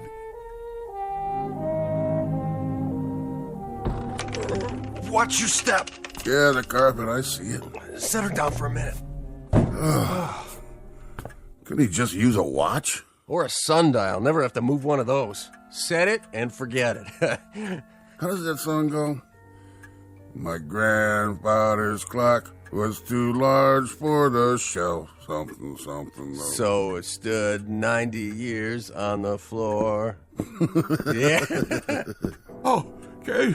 Oh, you must be very careful. Okay, let's up two. We got 2 more calls to make.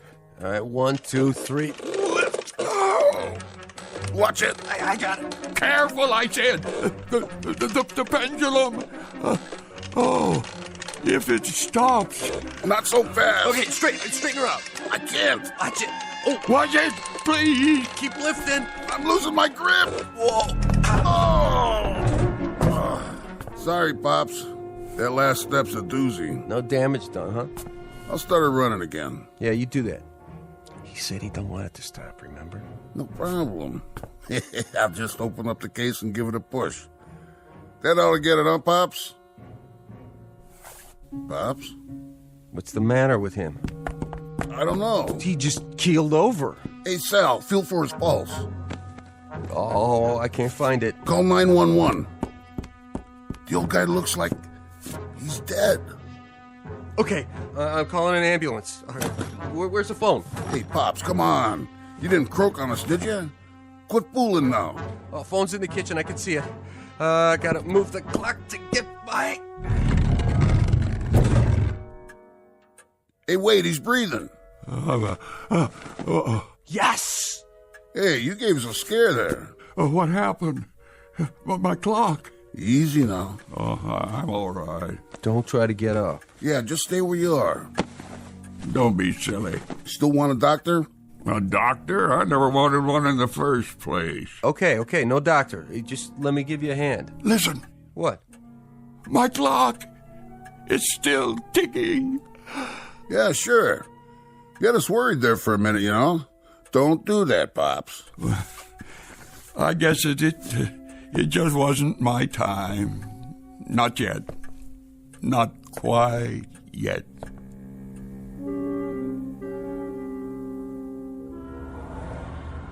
Here we are, almost home. You think he'll like it? Like what? The takeout we brought him. It used to be his favorite. Sure he will, honey. You think he's serious about the clock? That was what he said. He definitely wanted to move it. Will wonders never cease? I'll carry the food. I want him to have it before it gets cold. Go ahead, I'll catch up.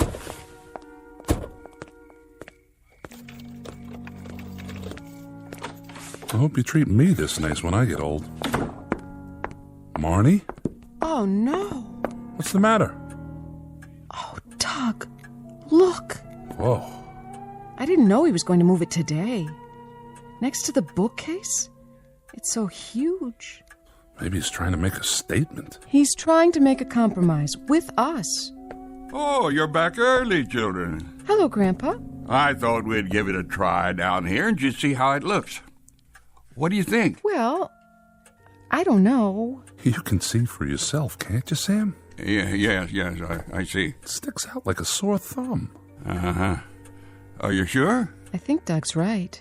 Well, when you put it that way... You seem a little shaky. Are you all right? Yes, of course. You didn't do any of the lifting yourself, did you? Oh, no. Some nice college boys. That's what artists look like nowadays, I suppose. You're awfully pale. Oh, stop fussing. I'm fine. You might as well be honest about all this. We talked to the doctor. You did? Well, what a coincidence. So did I. Well, he said... He said you're becoming obsessed with it. And that's not good for you. Senile. That's what he really said, isn't it?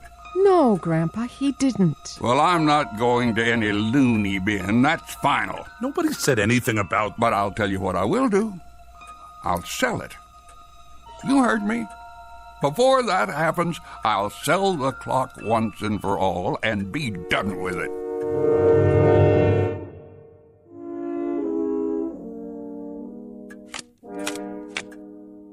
Well, let's see. A red queen on the black king. The room's going to be a beautiful nursery, Marnie. You like the fabric samples? Perfect. Now all you have to do is find the right paint, and you're set. And a black 9, red 8. Is that what you did? You won't believe this, but I actually refused to get pregnant till I had the baby's room all planned out. George said that wasn't logical. I'd have to agree with him, Carol. There's still some coffee left. Maybe just 1 cup. Sit down. And where will you be moving after the baby comes, Mr. Forstman? Oh, what did you say, young lady? My grandfather's staying right here, Carol. Oh, of course. I didn't mean... I'll need his help around the house. I wouldn't know what to do without him. I'm sure you wouldn't.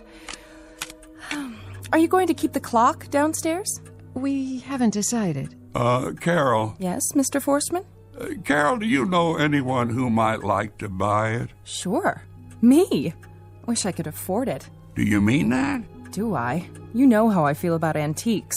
Something like this would make my front hall. Well, I think we could work out something. You could even pay me later. It doesn't matter. Are you serious, Mr. Forstman? It would be ideal with you living next door. I could visit the clock every day. Not every day, surely. I mean, I could look after it and keep it in good condition, you know. Oh, I'd appreciate that. You see, this is a very special clock. Not one of your normal 8-day models. It has to be wound every other day. Carol wouldn't want you tinkering with it all the time. It'd just take me a few minutes 3 times a week. I wouldn't mind, Marnie. Your grandfather would take such good care of it. If you're sure. It's up to you two. Oh, I can't wait to see how it looks. And George says I don't have an eye for bargains. Wait till he hears about this.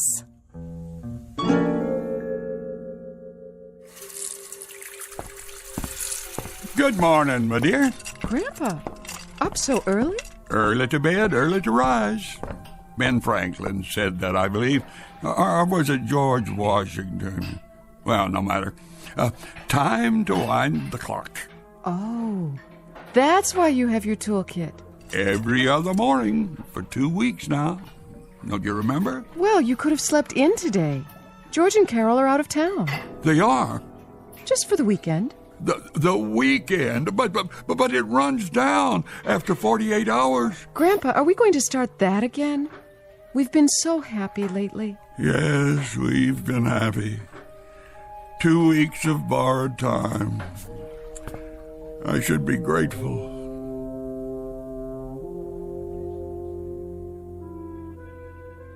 And that's the evening news. Repeating our top local story, suburban crime dropped 17% since the mayor's new Neighborhood Watch program. We'll be back. Sam, you in there? Well, where else would I be? Missed you at dinner tonight. Oh, I'm a little under the weather. I decided to save my strength. Anything I can get you? No. I'm just going to watch TV for a while. Sam, I just wanted to say that it's great to be a family again. Eating our meals together. We missed you tonight. Just didn't feel the same. Thank you, Doug. And the same to Marnie.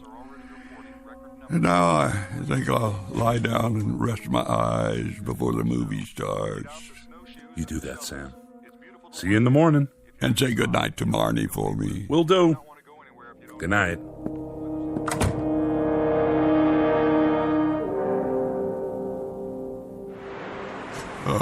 What?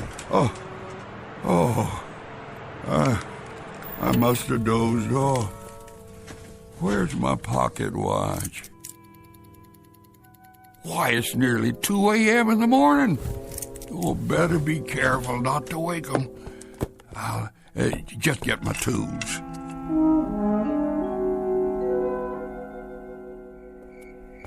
Oh, thank goodness for street lamps. Let's see now. There's Carol and George's, and the front walk, and the porch. I'll be able to see through the pane in the door, I hope. Oh, good. They left the hall light on. Yeah, there it is. How's the time? 2:31. Oh, he's lost 20 minutes already. I've got to get in. Oh, locked.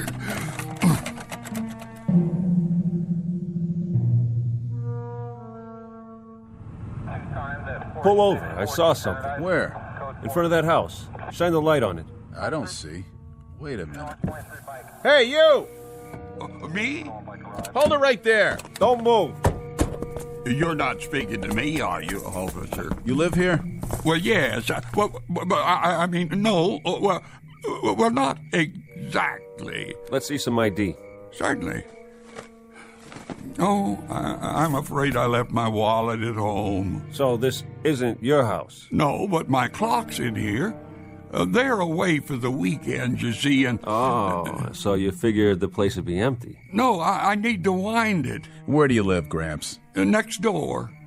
The clock, it's running down, and Carol left without telling me, and now it must be wound. It must.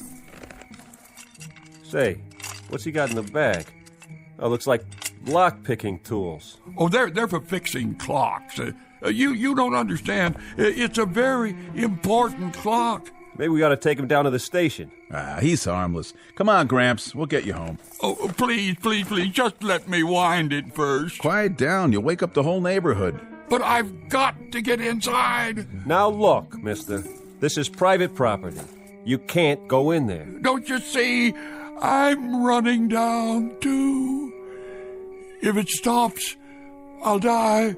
I doubt that, old fella. But... Come along now. Please, officer.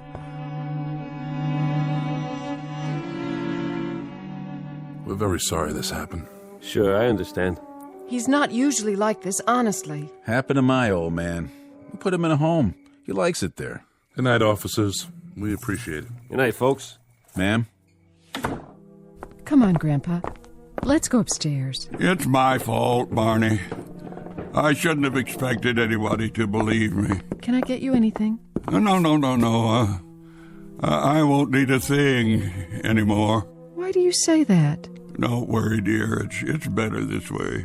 Better? Let me give you one last hug. Don't talk that way. We'll have breakfast in the morning. Good night, darling. Good night. It is better this way. It has to come sometime. I want it to come for me here.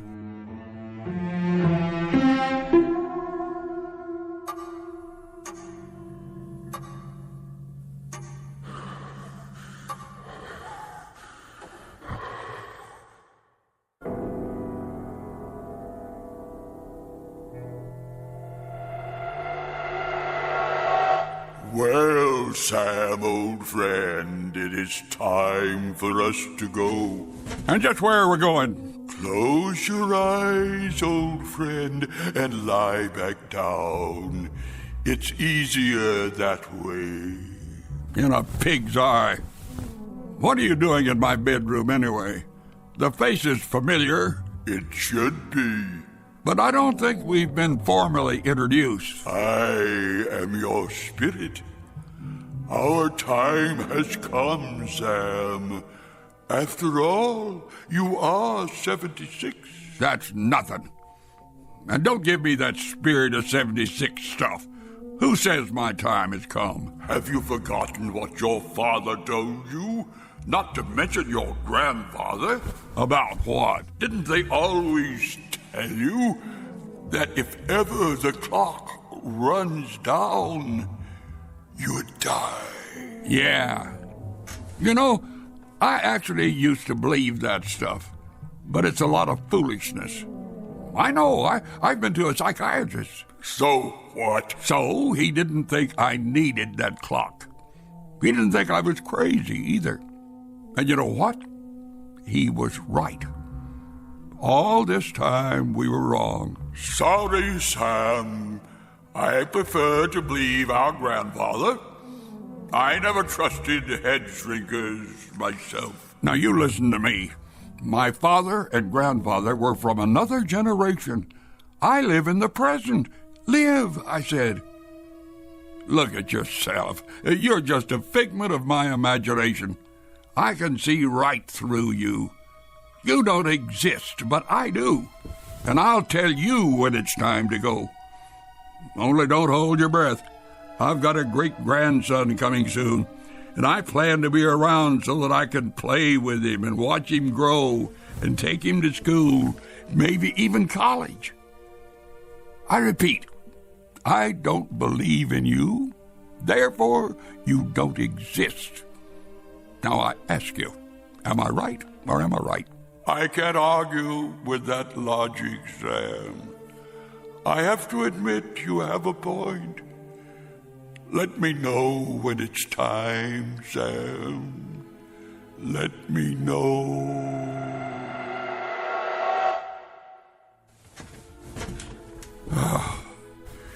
There.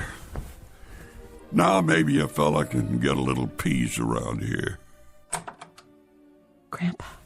Marnie, why are you still up?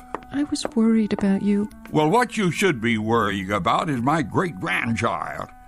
Now, come on. If you can't sleep, I'll make you a cup of hot chocolate. That should do the trick. Why, Grandpa, where did you get all the energy? Never you mind. Now, take my arm here. Careful now. Oh, wait a minute. What's wrong? I have a confession to make. I'm afraid I cheated your friends. Cheated? That old clock hasn't been running right for 40 years. It's taken everything I know just to keep it going. Really, Grandpa? As a matter of fact, it stopped ticking for the last time just a few minutes ago. Now, how would you know that? Don't ask me how, my dear. I guess I know my grandfather's clock by now. But you know something, Marnie? When that clock finally died tonight, it was like, well, like I was born all over again. Was it? I'm not kidding. Like a great weight was lifted off my shoulders. And now I feel like I can do just about anything. Well, For starters, we could get you into town a little more.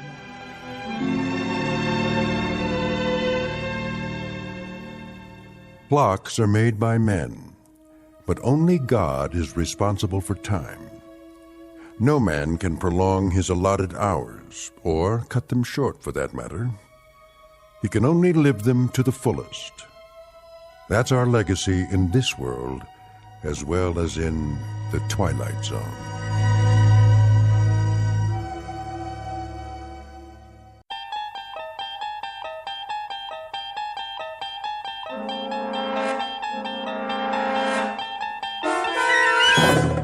You unlock this door with the key of imagination.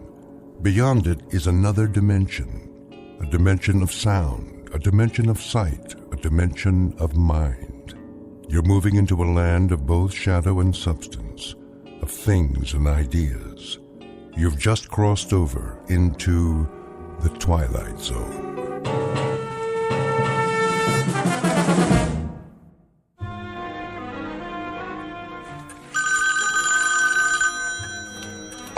Roswell G. Flemington Model Ship Company. I'll check. Please hold. Did we fill the Benson order yet? Benson? I just packed it.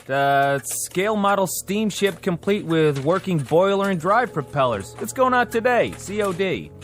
Mr. Benson, your ship's been shipped. Mailed. You should get it by the end of the week. That's right. You're welcome. Lloyd, where's the ledger from last quarter? On the top bookshelf. Why'd you put it all the way up there by the ceiling? I didn't. Flemington did. Oh, then let's move the ladder so I can get up the flying jib or whatever he calls the wall beam. The mast. The captain insists it's the mast. Now don't you go nautical on me, Lloyd. Oh, I'm not. I wouldn't, believe me. Strictly his terminology. Well, I say it's a bookshelf, and I say it's a pain in the neck. The Roswell G. Oh, hello, Mrs. Flemington. Yes, Mr. Flemington is in, but he's taking his mid-morning nap. In his quarters. His office. Yeah, that's right, with his phone unplugged. Would you care to leave a message? Okay, I see. I'll tell him. Here it comes! Oh, cover your ears, boys! Let's get with it, Conklin! A tight office is a happy office. Idle hands make for an unproductive poop deck. Yes, sir. What are you doing, Miss Abernathy? Just putting on my lipstick, sir. That is, Captain. Belay that! Extraneous activity is nothing more nor less than sloppy seamanship, in a manner of speaking. You there! Fenced mocker! Aye, aye. Keep an even keel, in a manner of speaking. Let's keep an even keel here, man. To all of you, bear in mind that we must, all of us, go aft, climb up the old mast, in a manner of speaking, and set our sights on a distant horizon. Got it, sir. A tight ship, a happy ship. Damn the torpedoes of competition. And full speed ahead. Aye, aye, Captain.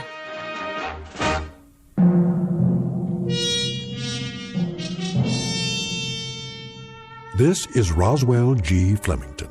220 pounds of gristle, lung tissue, and sound decibels.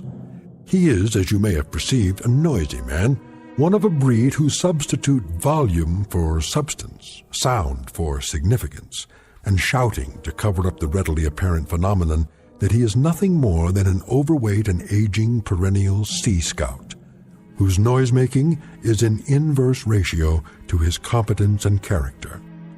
But soon our would-be admiral of the fleet will embark on another voyage, this one in an uncharted and twisting course, headed for a distant port called the Twilight Zone.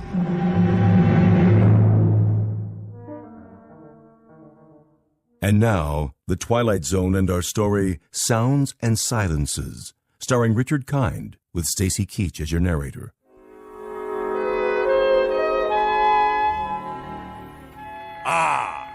Clear skies, visibility unlimited.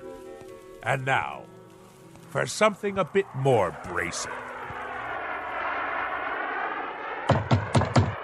You may enter. I forgot to tell you, sir. Yes? What? Speak up. I forgot to tell you that your wife called. Oh, she did she? Yes, a little while ago. She's on the phone again now.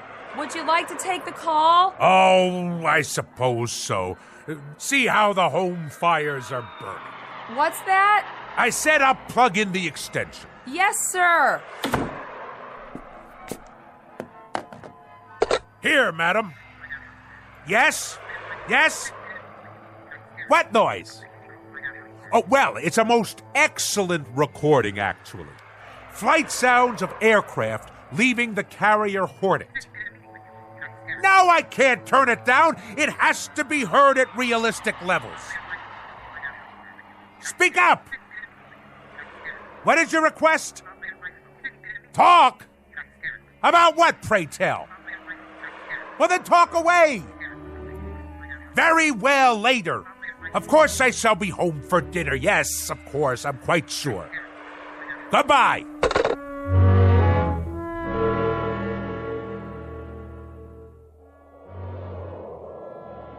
Naval aircraft, I presume. Someone should fire a volley at his starboard side. Ugh, no shooting, please. My ears are ringing already. If you ask me, I'd say Captain Bligh is a few hours away from a mutiny. He'll have to walk the plank. Old fat boy? Where would you find a plank big enough to hold him? All those kamikazes they threw at us during the war, wouldn't you think just one of them would have hit him? One of these days, all that noise is gonna come back and bite him. I just hope I'm around to see it happen.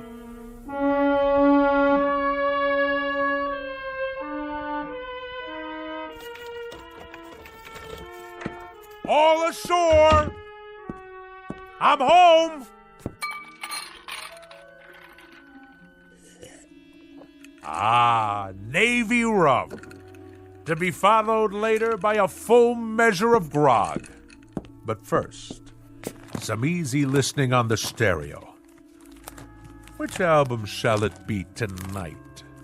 Sounds of submarine warfare, great squalls of the North Atlantic, cruising on a windjammer, engine rooms of the great destroyer. No. Wait. Here it is.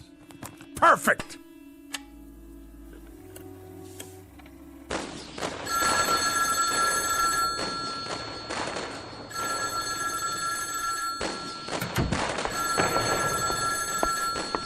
Yes? What's that? Can you speak a little louder? What? Roswell? Roswell! Hello, dear! Could you turn that down just a little bit? I beg pardon? I say, I can't hear a thing on the telephone. You know what that is, my dear? It's a collector's item. This is an actual recording of the battleship Missouri bombing Okinawa. That may be, Roswell, but I can't hear who's on the phone. Ah! Lay on, gentlemen! Let 'em know what's what. Fire at will, and by the good Lord Harry, we'll show 'em how a man's Navy treats aggression. Who did you say is calling? Who? Just a minute. I'm afraid you'll have to call back.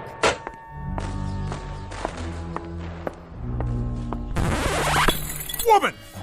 What have you done? Called a truce in the Pacific. You've ruined the record. That, madam, constitutes an act of utter abomination and the most callous vandalism.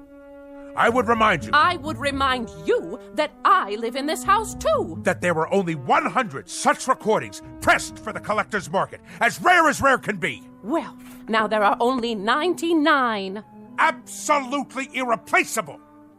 What you have just done is an act of wanton desecration, not unlike the defacing of John Paul Jones's statue. What are you, madam? Some kind of crazed peace fanatic? Roswell, we've had this out before. I'm not the fanatic around here. I must say, your meaning eludes me. Perhaps I should use semaphore signals. This insistence on blaring noises and running a household like it was a destroyer escort on convoy duty. This combination has now become quite impossible. Nonsense! That's why we have to talk. We are talking! And if I read you correctly, you have grown intolerant of my ways. In point of fact, you hold my very business in contempt. Not your business. You. The way you run your business and this ship-shape home. Ah, so you disapprove of the nautical decor.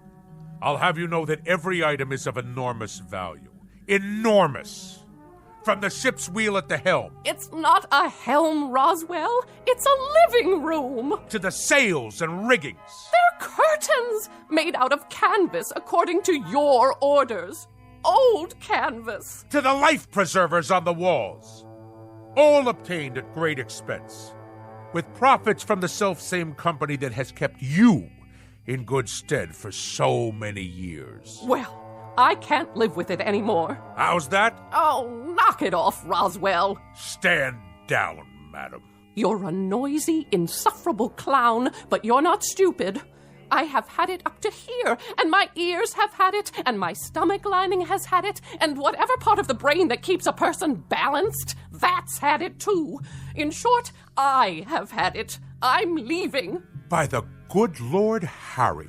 Departing a sinking ship, you might say. And don't tell me how sudden this is, because as you well know, we have been en route to this point for the last 20 years. I can't bear to be at sea any longer. I am totally and absolutely astounded. Are you now? I am indeed. My own wife, and after 20 years. 20 years ago, I was not taken in marriage. I was piped aboard. And after 20 years, the piping has become shrill and unbearable. It has destroyed me, my nerves, and my sanity. So, at this point, Roswell, I'm leaving, in a manner of speaking, the ship's company. So, you're deserting me? In a manner of speaking, Roswell, you said it. Lydia! Lydia, don't you lock me out of our own bedroom! It wasn't locked, Roswell. It may interest you to know, madam. Don't shake your finger at me. That when I was a young chap, a mere cabin boy, you might say, I had a mother who insisted that she was perpetually ill. A whiny, petulant, complaining woman similar to yourself. Oh, this is too much. And when I would come home from school, she made me walk tiptoe and whisper in her presence.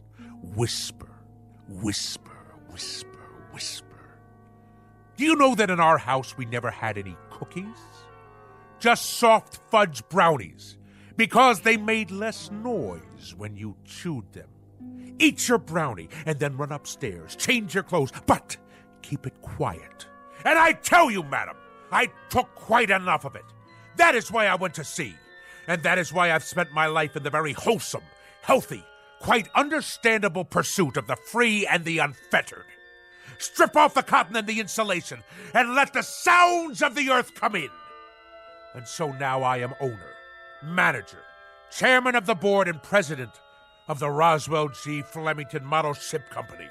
Second to none in the field. Whose motto is, damn the torpedoes, full steam ahead for fun and profits. I know the company, I know the president, I know the motto. And I respond, Mr. Roswell G. Flemington, with the following nautical phrase, which I have now taken to heart and will proceed to implement.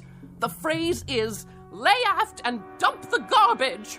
So, in a manner of speaking, consider yourself dumped.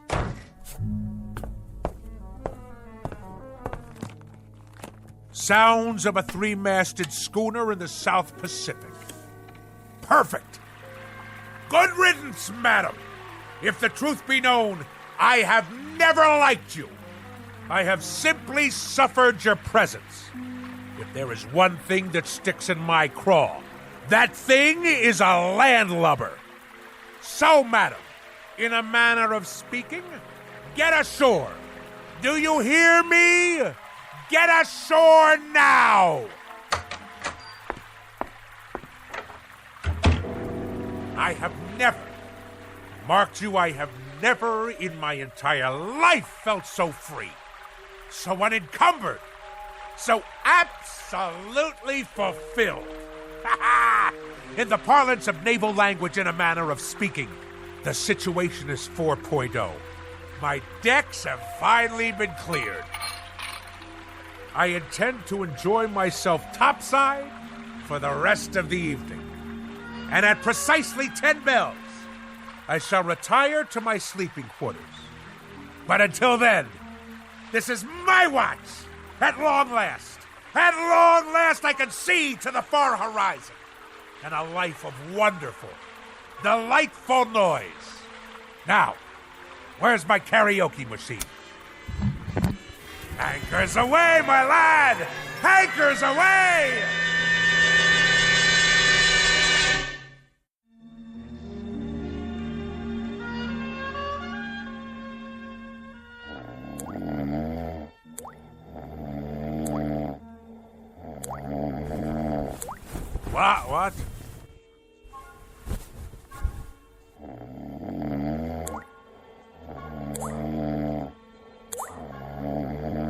What? What? What? A leak in the cargo hold? All hands on deck!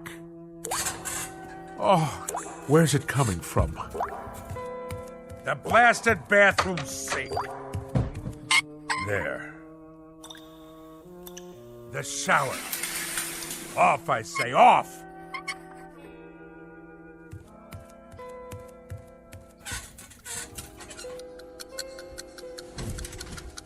How do you turn off this wretched alarm clock?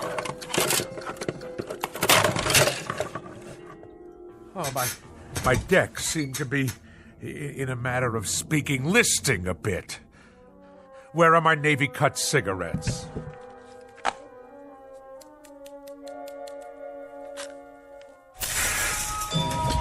I must be dreaming.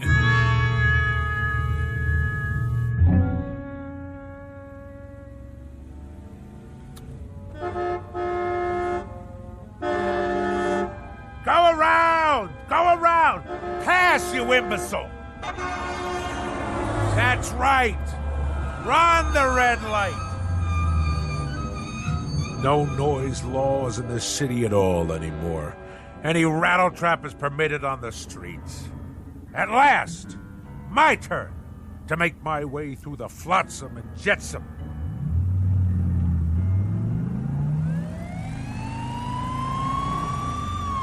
Judah, pull over.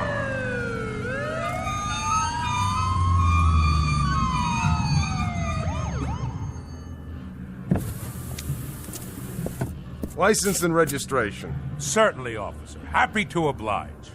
My duty is a civilian. Here you are. Mr. Flemington? Roswell G. Flemington, of the Flemington Model Ship Company. Perhaps you've heard of us. Purveyors of the finest in maritime collectibles. A Navy man, are you? Coast Guard? Merchant Marine? Something wrong with your car? Why, no. No, not at all, thank the good Lord Harry.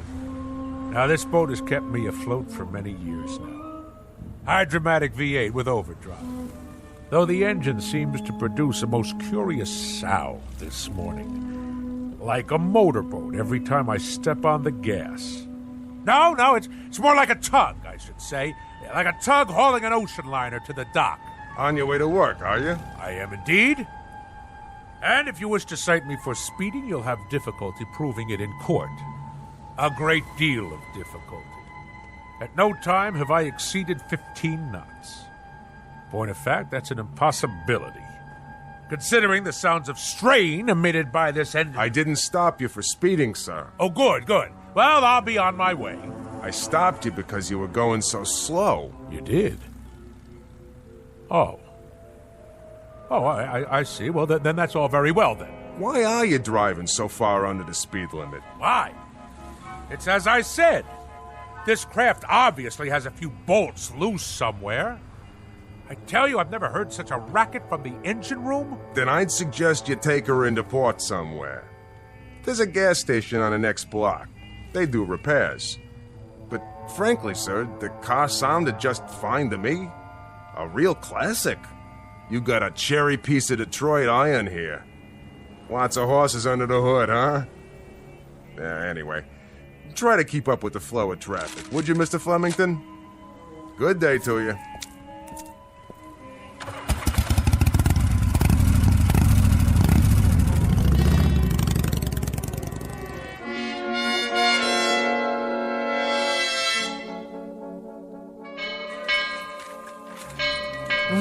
I've been here 2 years and I don't know when I'll get used to that thing. I've been here 4 years and I've never gotten used to it. What do you suppose happened to old Lardhead this morning? You should count your blessings. This is the first time he's ever been late. Wouldn't it be awesome if his car had fallen off the ferry boat with him in it? The peak, the absolute peak. Thus endeth the dream. Good morning, Mr. Flem. That's the first time he's walked in without telling me that the smoking lamp was not lit and we had to move full speed ahead toward the shores of prosperity. Maybe he's sick. Something incurable, like barnacles on the brain. That's very odd. That's very, very odd. I've been here 10 years, and that's the first time he's ever looked frightened.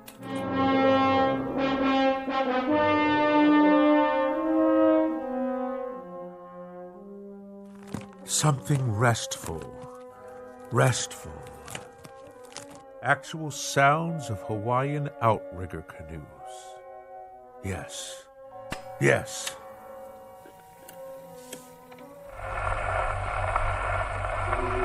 Ye gods! This record is defective!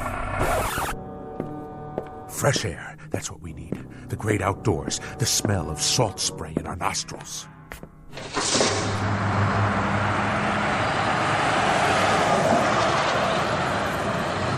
Blow me down.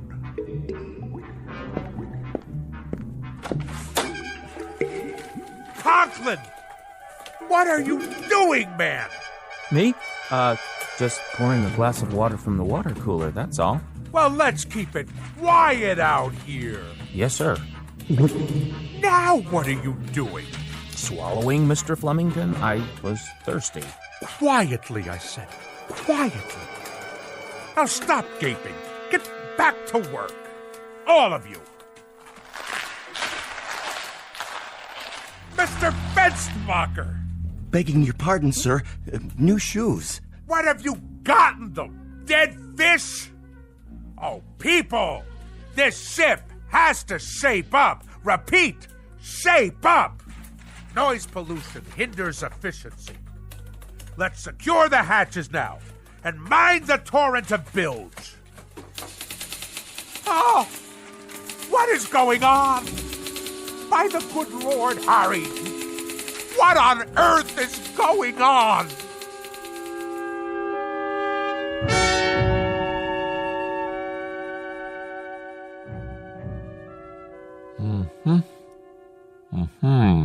Well? Nothing abnormal that I can see, Mr. Flemington. No excess wax, no obstruction of any kind in the inner or outer ear. You mean no sign of infection? Nothing at all? Not even inflammation. Candor dictates that I tell you, Doctor, that as a ship surgeon, you're a wash. You wouldn't make cabin boy, in a manner of speaking. I take it, Mr. Flemington, that you expected me to find something wrong with you. I told you the symptoms, haven't I? You have. An apparent auditory distortion. Apparent? Shoes that sound like pipe organs played underwater?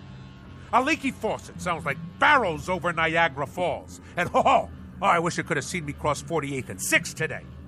The traffic noises nearly keel-hauled me. It was considerably more than a distortion. I don't know what to say without any outward signs. Well, I know what to say. Now hear this, Doctor. There is obviously something askew in my crow's nest, in a manner of speaking. Now, will you prescribe the appropriate medication for my affliction, or do you force me to seek safe harbor elsewhere? Frankly, Mr. Flemington, I think consulting another physician might be a practical idea. Extremely practical. Very well, then. But if you had a modicum of professional ethics, you would have given me this advice before going through the motions of a perfunctory examination. As it is, I'll now be done for your bill as well as another ear specialist's. Mr. Flemington, I wasn't going to recommend another ear specialist. I had in mind, perhaps some psychiatric help. A psychiatrist, huh? I will make a presumption that you are being humorous.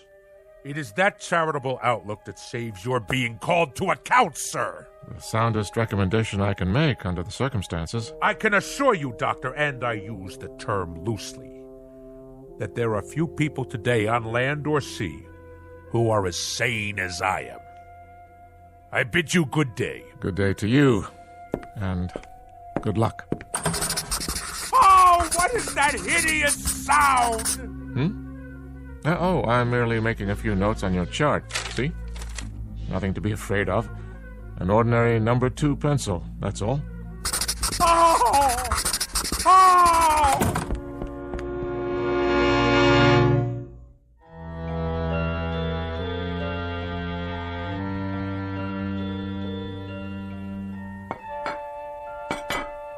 Do you have to be so piercing with that rose? Sorry, Mama. Well, you've done a beautiful job setting the table. You can sit down now, Mama. Oh, you're a good girl, Rosie.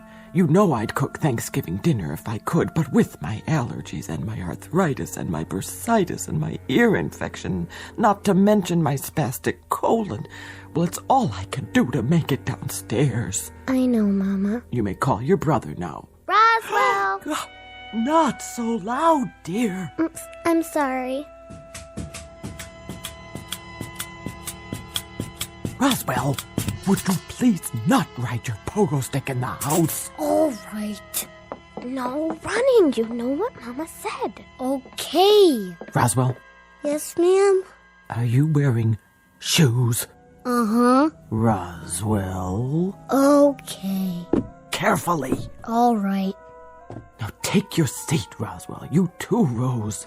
Who'd like to say grace? I will. Go ahead. Heavenly Father, we thank you for this food that my sister has set before us, and especially the pie, which I hope she'd remember to make for dessert. A silent prayer, Roswell. Oh, yeah.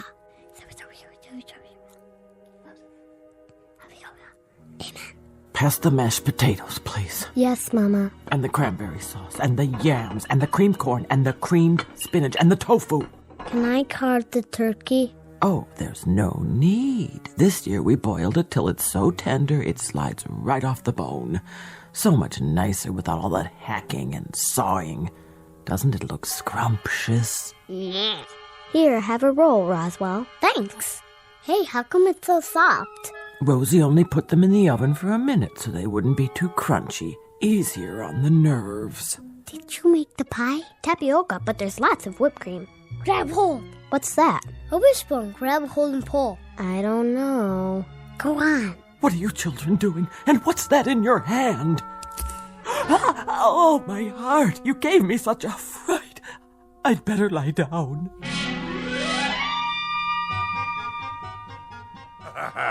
But we got her good with the wishbone. Oh, didn't we? She thought she'd been shot with a harpoon. And you enjoyed that? Haha. It was the best Thanksgiving ever. Oh, the rules she had. Did I mention that we only used paper plates and plastic forks after that? See. Out with the pogo stick. I padded around in socks from the moment I got home from school.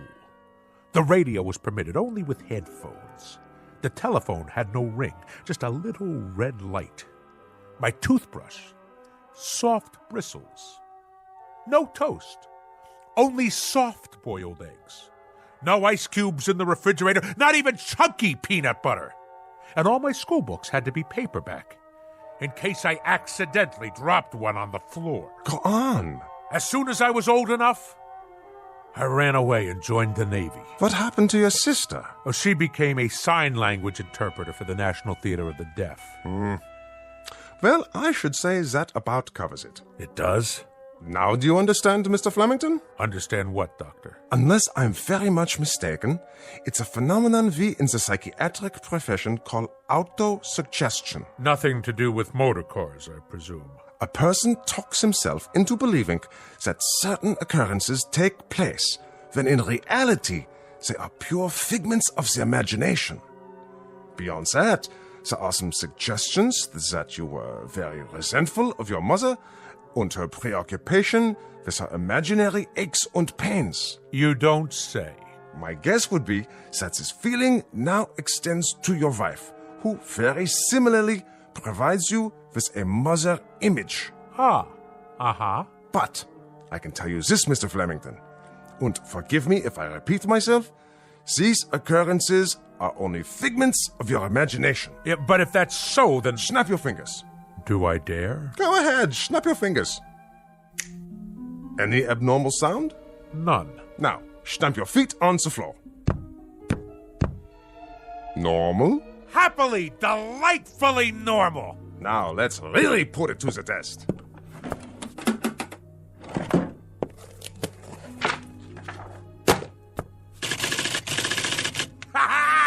You've cured me, Doctor! By the good Lord Harry, if Admiral Nelson had had you at Trafalgar, he'd have kept both his eye and his arm. In Navy parlance, Doctor, you, sir, are 4.0. 4.0, sir, in a manner of speaking.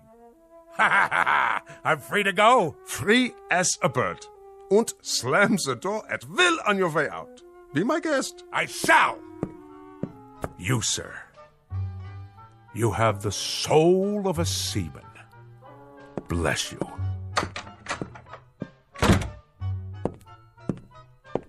Any more patients today? No, Doctor, that was the last one. Praise Freud. Why do I get all the nutcases?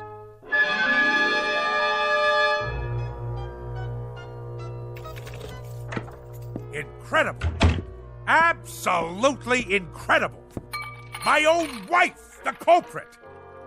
Her miserable preoccupation with noise. She planted that seed in my head. Incredible. Incredible what one crew member can do to a ship's company. Absolutely incredible. And the whole thing. Mind over matter. Land ho! You are not welcome on this particular quarterdeck, madam. Nor shall I stay here, Admiral. I forgot some of my things. I came to retrieve same, and now, whether you pipe me ashore or not, that's precisely where I'm headed. I might add, madam, that despite all your efforts to capsize this worthy vessel, in a manner of speaking, against the rocks and shoals of petulance and pettiness, this ship remains tight. Your efforts have been both worthless and wasteful. Horatio, old pal, let the following be my final comments. You are an overgrown sailor boy with an undermanned head. You are full of such neuroses that I wonder how you haven't cracked before this. Belay that! Belay that, woman! It just so happens that I have had a psychiatric evaluation. And if there is anything wrong with me, it is you. Furthermore, madam, the whole business is simply mind over matter. Absolutely and totally. Do you know what I can do? I can shut you off. I am a man of such incredible will that I can shut you off. Go ahead! Yell at me. Yell! Because even at this moment, I am in the process of exercising mind over matter. I am shutting you completely out. Flemington, I wonder about you. I wonder why no one has committed you. I really do. Ha! See? See? I have shut you off. Go ahead. Talk all you like. Really, Roswell, you need help. You really do need help. Mind over matter. I want to shut her out. I simply shut her out. Now, let's see. What'll I listen to tonight? Anchors Aweigh? The Midshipman's March?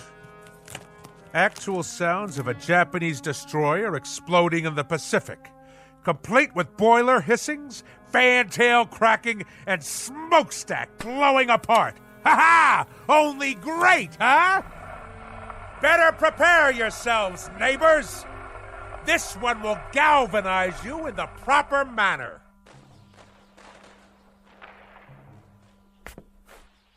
Something wrong with the record player? Better turn the volume up. All the way. Must be the speakers. Why is everything so quiet? What's wrong out there? I can't hear the city. Hey out there! Hey! Hey, what's going on? Why can't I hear anything? Louder! I want it louder! More noise! More noise out there! Let's hear it! Come on! Louder! Louder! Help me, someone! Help me!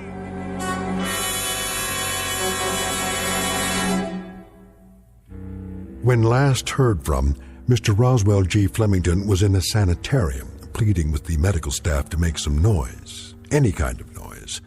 They, of course, believed the case to be a rather tragic aberration, a man's mind coming inexplicably unhinged. And for this, they'll give him pills, therapy, rest, and lots of peace and quiet. Little do they realize that all Mr. Flemington is suffering from is a case of poetic justice. Tonight's tale of sounds and silences from the Twilight Zone.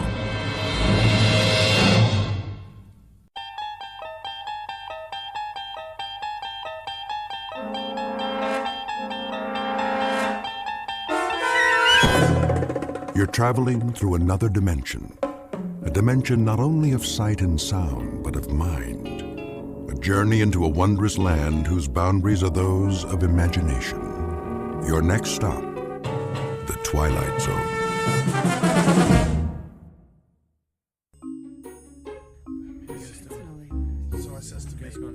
Okay, everybody, listen up. Listen up, all right? I know it's late, and some of you have tests tomorrow, so I won't keep you too much longer, but I'd like to run the beginning of that last scene just one more time. Emily? Right, Mr. Galvin. Places for the top of Act 4, Scene 1, please.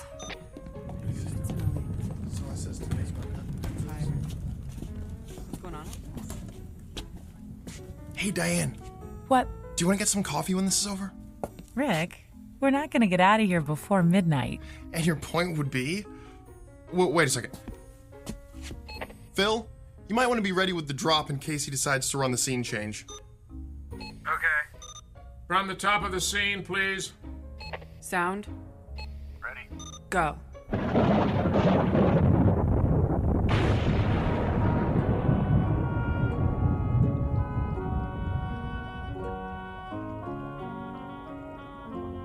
Thrice the brinded cat hath mewed. Thrice and once the hedge pig whined. Harp your cries, 'tis time, 'tis time. So, coffee? Oh, why not? I won't be sleepy till it Hey! What's the matter? Ow! Ow! Don't grab that barehanded! Here, let me...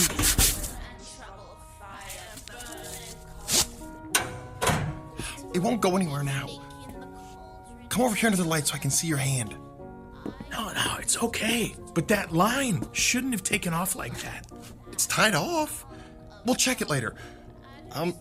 Diane, could you take him to the office? The first aid kit's... I don't need a... Oh, you were saying? Okay, maybe a Band-Aid. Come on.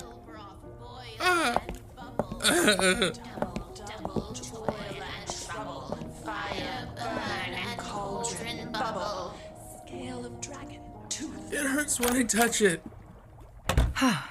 Easier to see out here. Ow! Ooh, you did get a rope burn there, didn't you? Yeah, I guess so. Hey, Mr. Galvin's not going to be looking for you, is he? No, he's just running the witches scene. Lady Macbeth's got nothing until... Oh! Didn't mean to startle you. I didn't know you were here, Glenn. Came in at 11, same as always. What'd you do to your hand, Phil? Grabbed a running line. Without your gloves? Well, everybody does it once. It's the ones who do it twice that you want to watch out for. Right. Fire burn and cauldron bubble. Cool it with the baboon's blood. Then the charm is firm and good. Good. That's it. We'll pick up from there tomorrow. Sounds like you're done. I'm just gonna help Phil with his hand before we go. That's a good idea. All right, Toby. Just a few more minutes. Leave the office open when you're finished, will you? It needs a good vacuuming like nobody's business. I will. Thanks. Come on, Toby. Hey, how do you suppose he got him to let him bring his dog to work? Well, he's been the janitor here since forever. That probably helps. And there's nobody else here most of the time. No need for that. She means well, just doesn't know as much as she thinks she does, that's all.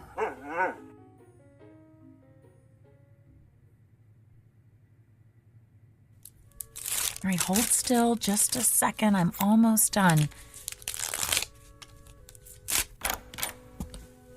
All right, I guess we're finished. 6 o'clock call for tomorrow, and as soon as your hand's wrapped up, you can go home, Phil. Unless you want to grab some coffee with us. Thanks, but I better just go home and get some sleep. Hey, do you want to come in early tomorrow? Sorry. I just wanted to make sure it was clean before I put the gauze on. Wait a second. Early? What for? Won't we have to reweight that line? No. I flew it in a couple times. It's not off balance at all. It doesn't make any sense. How could it take off like that, then? There, try bending your hand. That's good. Thanks. But the line... It's probably the jinx. Jinx? What jinx? The jinx on Macbeth. It's... All right, you three, I need to clean up in here. Sorry, we're out of here. I'll tell you the story later, Phil. Good night, Glenn. Good night. It's okay, boy. Like I said, she just doesn't know as much as she thinks she does. Now, let's get to work, huh?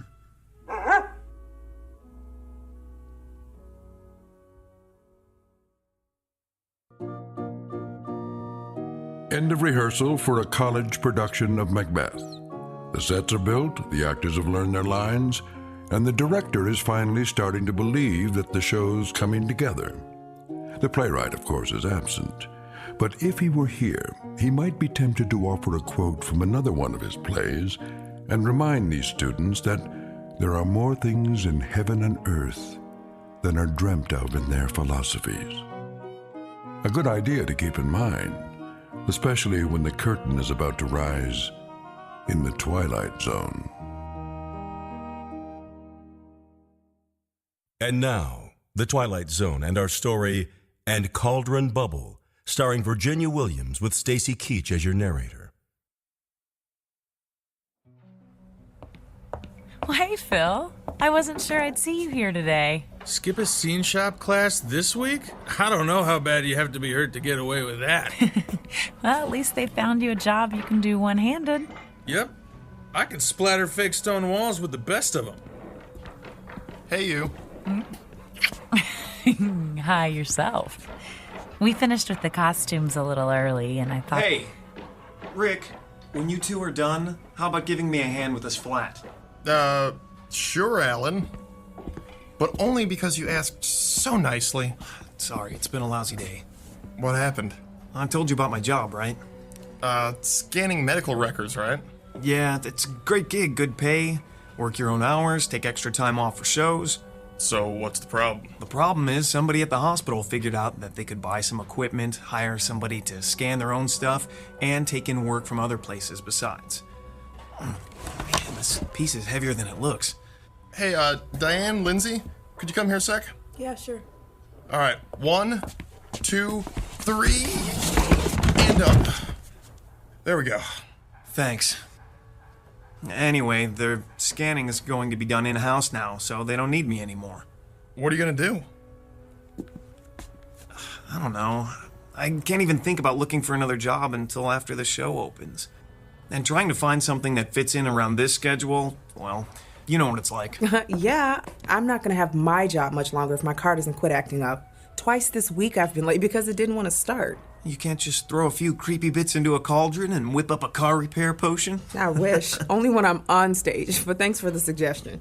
Hey, Diane, is that your jinx again? Ha! The one on Macbeth? Oh, I hadn't thought of that. And don't start thinking about it now either, Lindsay. I swear, actors are the most superstitious people I know. Oh, and techies aren't superstitious? Go on stage and whistle, Alan. Yeah, I dare you. Hey, there's a reason for that, you know.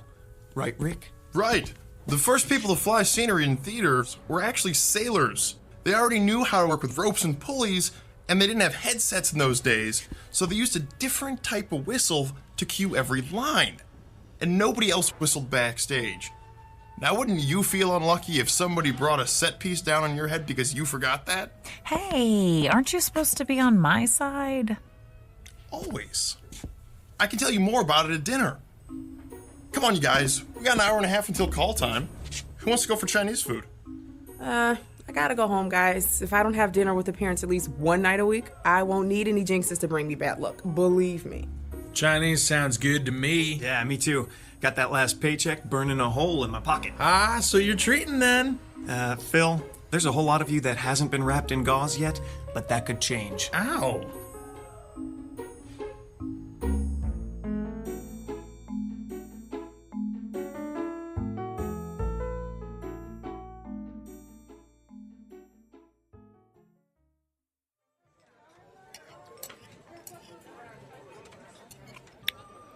Oh, here. There's still some Kung Pao chicken left. Oh, not for me, thanks.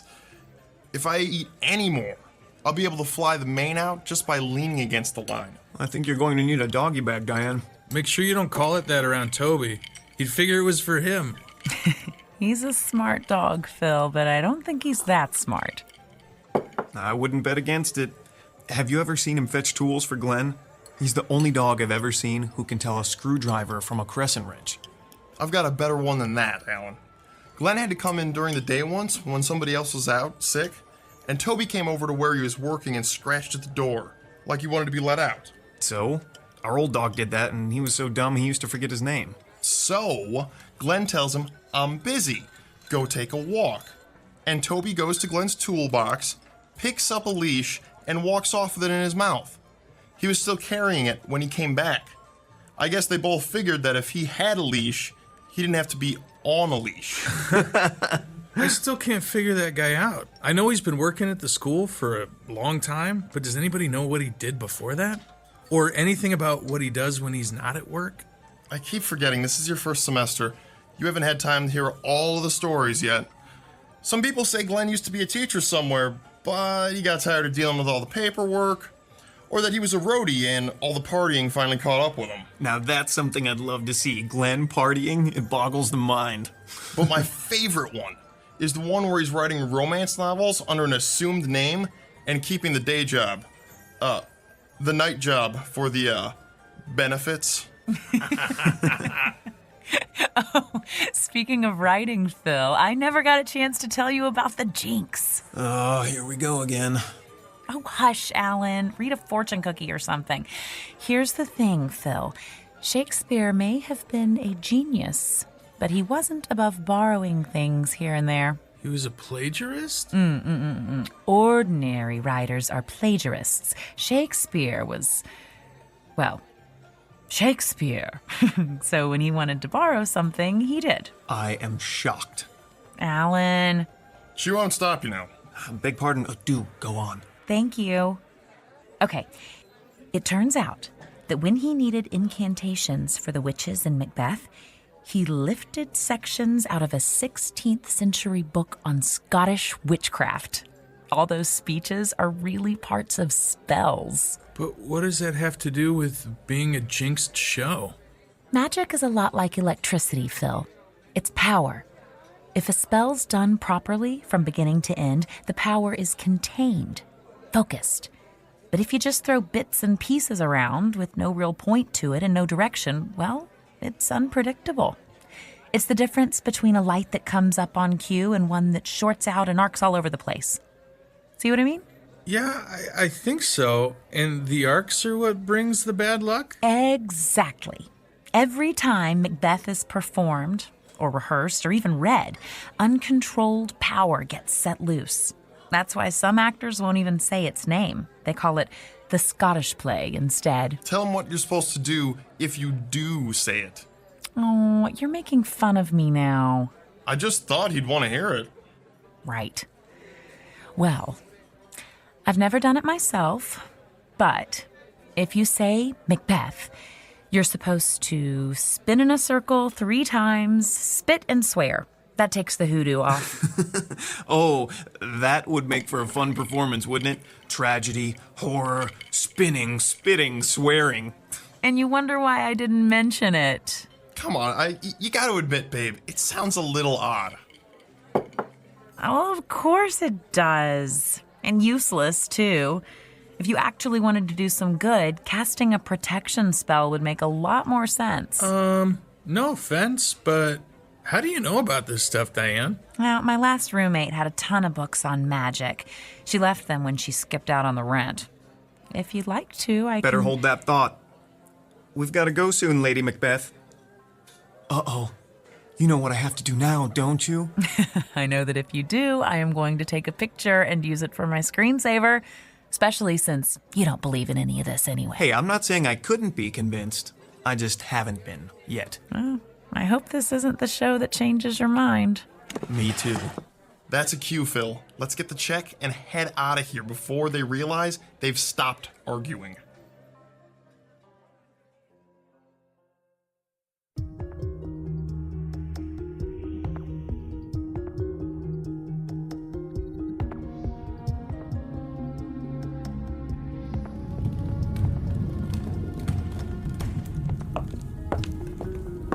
Rick, have you seen Lindsay? Not since before we left for dinner. She isn't in the green room? Not in the green room, not in any of the dressing rooms, not in the office. Mr. Galvin's going to want to call places as soon as the scenery is set, and we're starting with her entrance. Hold on, just a second. Has anybody seen Lindsay? Emily's looking for her. Yeah, she's down up here. Sorry, nobody's seen her yet. Oh, this is going to be ugly. You know how Mr. Galvin gets when somebody's late. I sure do. I was late once, my first show, with Sir James Galvin, theater director par excellence. I thought he'd get me kicked out of school before he was done. Emily? Here we go.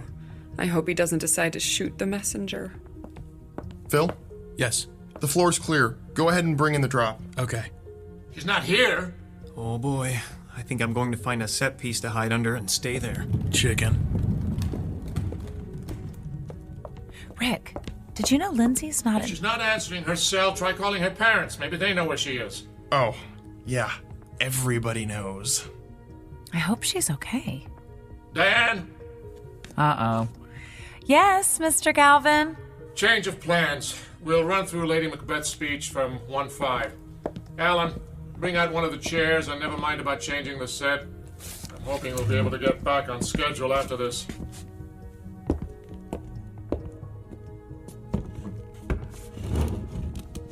All right, that's fine. All right, Diane, from your entrance. Go. They met me in the day of success, and I have learned by the perfectest report they have more in them than mortal knowledge. When I burned in desire to question them further, they made themselves air into which they vanished. Mr. Galvin? Whilst I stood... Stop! Emily, why would you... Emily, what's wrong? I didn't get an answer at Lindsay's parents, so I tried her cell again. Her father answered it this time. They're at the hospital with her in the emergency room. While she was on her way home for dinner, she got into an accident. Her car stalled out in the middle of an intersection, and she got broadsided by somebody trying to beat the light. Did they say how badly she was hurt? They think she's going to be all right. Her left arm's got a bad break, and her mom says she's one big bruise. But it could have been a lot worse. All right, then. Can I have everyone on stage, please? Quiet, please. Now, most of you probably just heard that Lindsay Morgan was involved in a car accident this afternoon. From what her parents told Emily, she should make a good recovery. However, I know that the show must go on is a cliche, but it's true all the same. Laureen. Yes, sir? You've been understudying Lindsay. Do you know Hecat's lines well enough to work off book? Sure. The rest of you can take a break while Laureen and I go over some of the blocking. Then we'll pick up where we stopped last night, at Hecat's entrance. We shouldn't be long.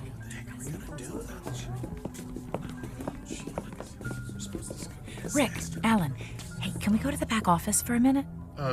Sure. Is there something wrong? Are we going to the green room? No, not right now. Come with us. What's going on? I'll tell you in a minute. Let's go.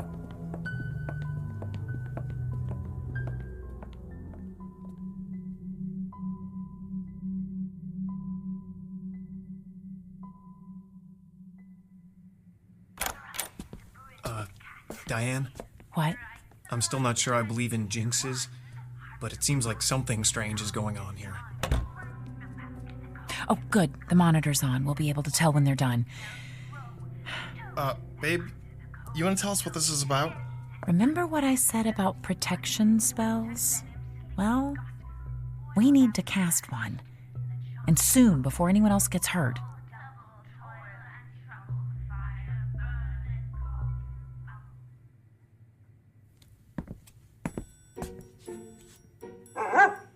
Settle down, Toby. It's still early. Don't you want your dinner? I know. But there's time yet. Don't worry.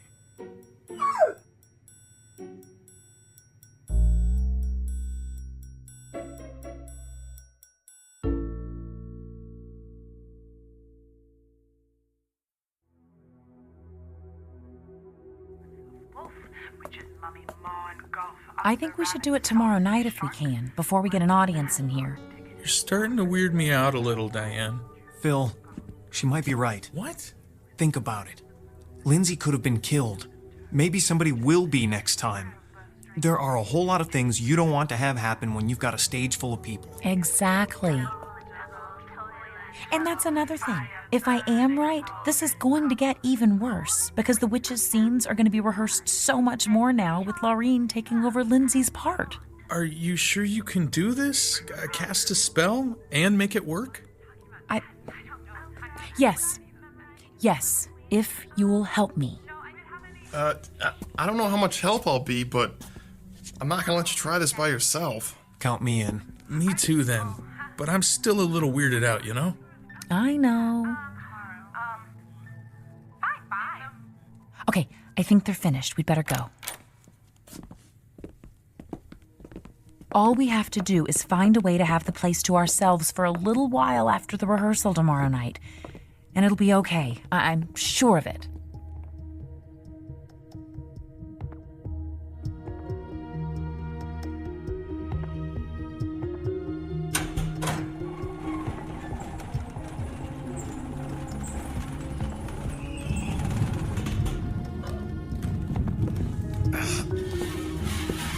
Stop!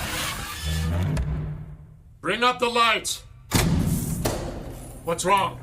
Sorry, we were moving the castle stairs out, and I think there's something jammed in the casters. Oh, for the love of... Can you see what it is? It's somebody's sword. Well, it was. I mean... Can you move the unit now? Yes, sir. All right, get it into place.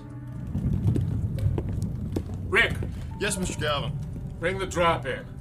And then I want everyone to stop whatever they're doing and listen for a minute. Shit, I'm glad I'm not the one who dropped that sword. Well, I don't know how anybody could have dropped it. What do you mean? People, I'm assuming that you're all aware that tomorrow night's our dress rehearsal. That means we have exactly 2 more chances to get through this show, including tonight, before we do it in front of an audience. Is there anybody here who thinks we're ready? Nobody. Well, that makes it unanimous. Look, I went as easy on everyone last night as I could. We were all distressed by what happened to Lindsay. But we're running out of time here. So I'm telling you, start paying attention and get it together. Because if I have to choose between postponing the opening and letting you embarrass this department with a lousy performance, I know what the choice is going to be. And if it comes to that, you're all going to wish you'd gone to a nice trade school instead. Do I make myself clear? Yes, sir. Yes, sir. Good. We'll pick up where we stopped. Emily? Places for the top of 5-1. Lights 78. Stand by. And go. I have 2 nights watched with you. but can perceive no truth in That sword shouldn't have been there. I think everybody would agree with you. No, that's not what I mean. They're only brought out for the fight scenes, Mr. Galvin insisted. Rise from her bed, throw her nightgown upon her, unlock her closet. Well, somebody must have been goofing around. It couldn't have gotten there all by itself, right? I don't think I have an answer to that. Well, not one I want to think about right now anyway. And besides, we have to talk about it later. My entrance is coming up. Just go out there and break a leg, then. But not really, okay? Huh? I'll do my best.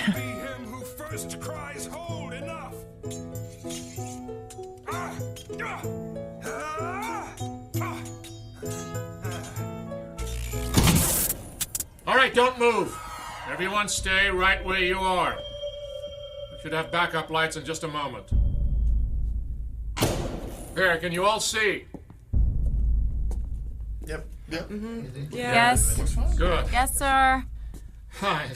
I'd say what else could go wrong if I weren't so afraid I might find out. So, here's what we're going to do. There's just the rest of the scene left and we're done. We're going to have an early call tomorrow and finish it before we start the dress rehearsal. Be here at 5. Whatever the problem with the power is, it should have been taken care of by then. Let us hope.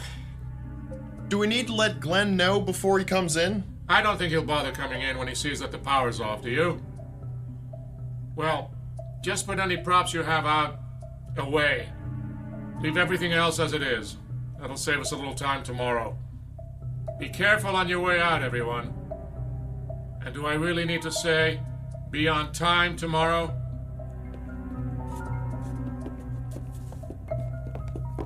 Rick, I'm gonna wait behind the castle drop. Can you catch up with Phil and Alan and bring them back here? I think we finally caught a break, if nobody notices that we've stayed. Well, I don't think we'll get a better chance than this. Okay, but be quiet. Mr. Galvin may come back through to make sure everybody's gone.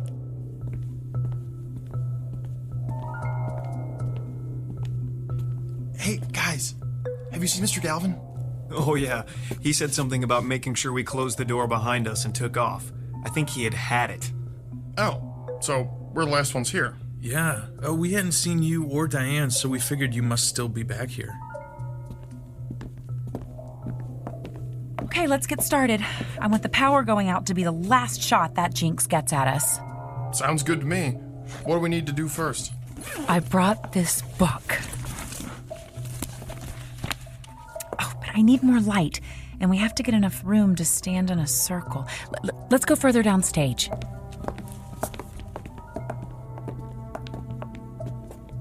Okay, this is good. In a circle, about an arm's length apart. Just one thing. Will this take very long? I mean, what if somebody comes in to check on the power, then... Don't worry, we should be done and out of here without anyone having a clue. Alan, could you just move a little closer to Phil? There, that's better. Everyone needs to focus, to think about surrounding the theater and everybody in it with a white light that nothing bad can pass through. Just keep that image in your mind while I'm reading, okay? Okay. Here we go then. Spirits of air, grant us your protection. Spirits of earth, shield us with your strength. Spirits of water, make all that would harm us flow by. Spirits of fire, wrap us in the safety of your flames. Wait, did you hear that? Shh, not now. If we don't do it the way... Quick, get off the stage. Now! Diane, look out! Oh!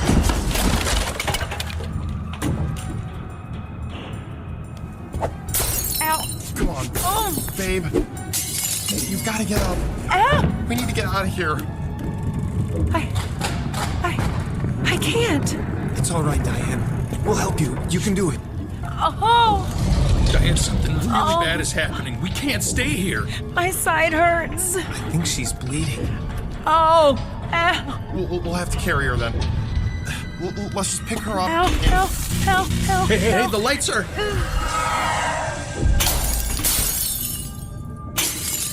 Oh, I'm sorry. I'm so sorry.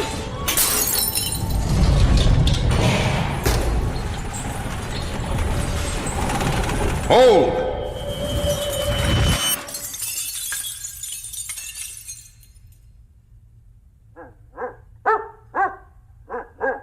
Yes, Toby, you're right.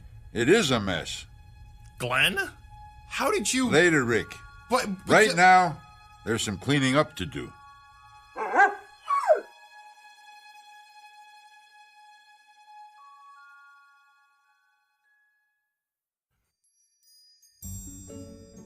But, Glenn... Have a little patience, Rick. That's half your trouble, all of you. Not an ounce of patience among you.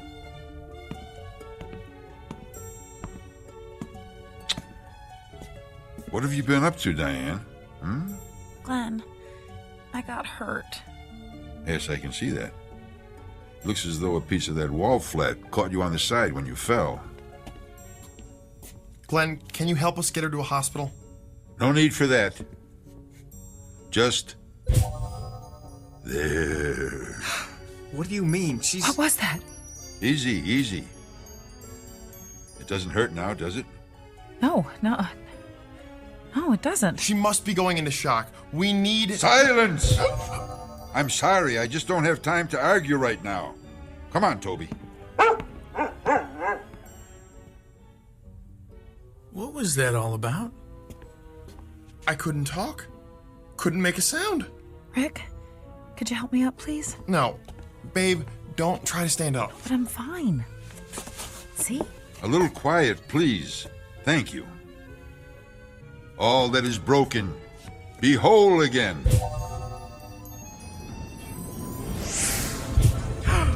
Look at that. It's all going back together. What is this? Magic. No, it's really magic. All that has fallen, rise. It really is.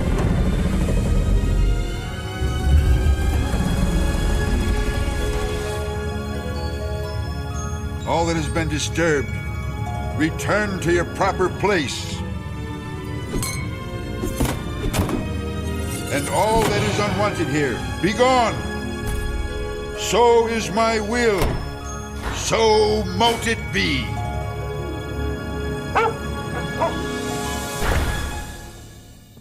Thank you, Toby.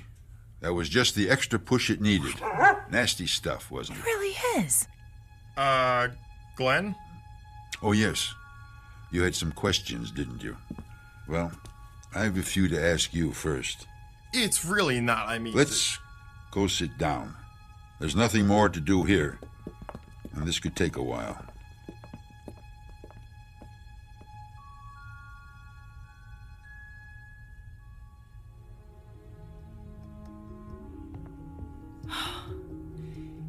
And that's all I was trying to do.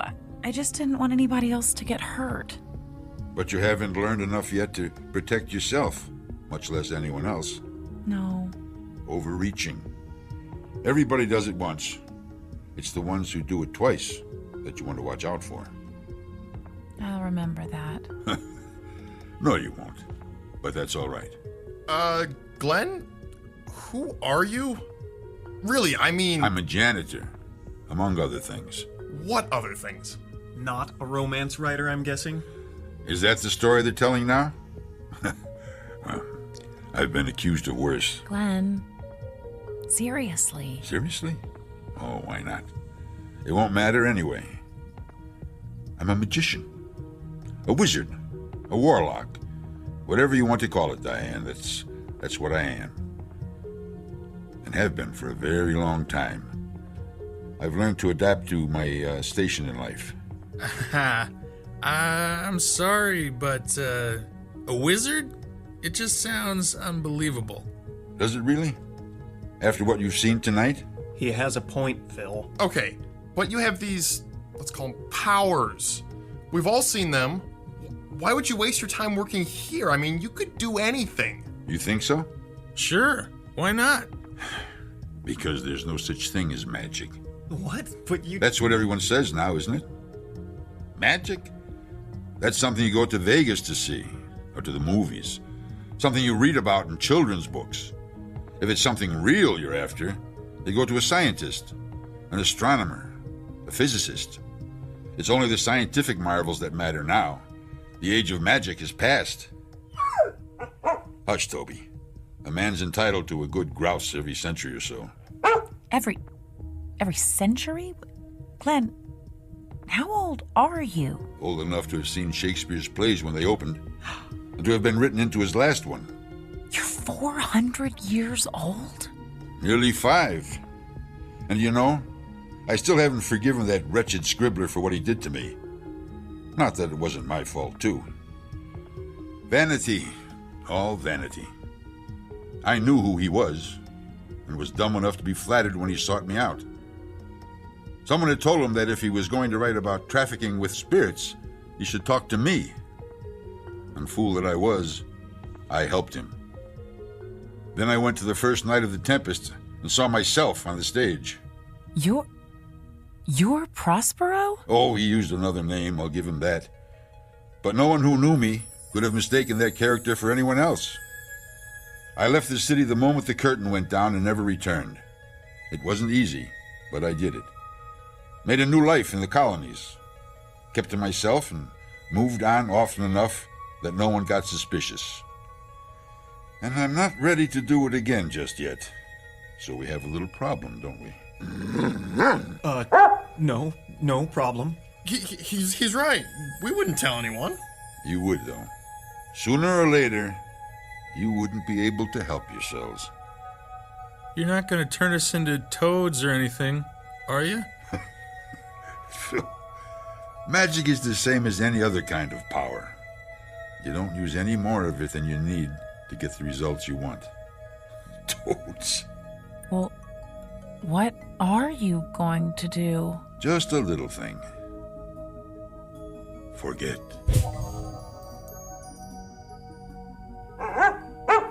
And what are all you doing here? Aren't you done for the night? We are... But what?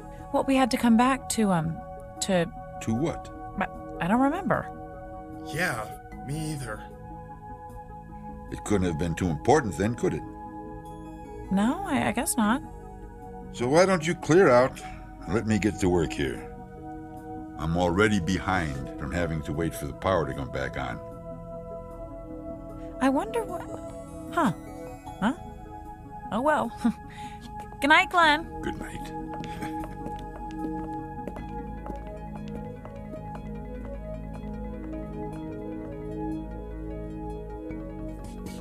Toby, I think we've done a good night's work already. What do you say we do this the easy way? Just this once.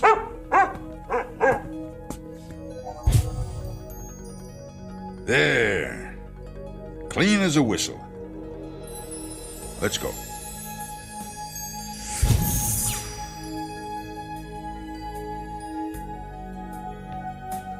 Exit stage right. A janitor and his faithful dog.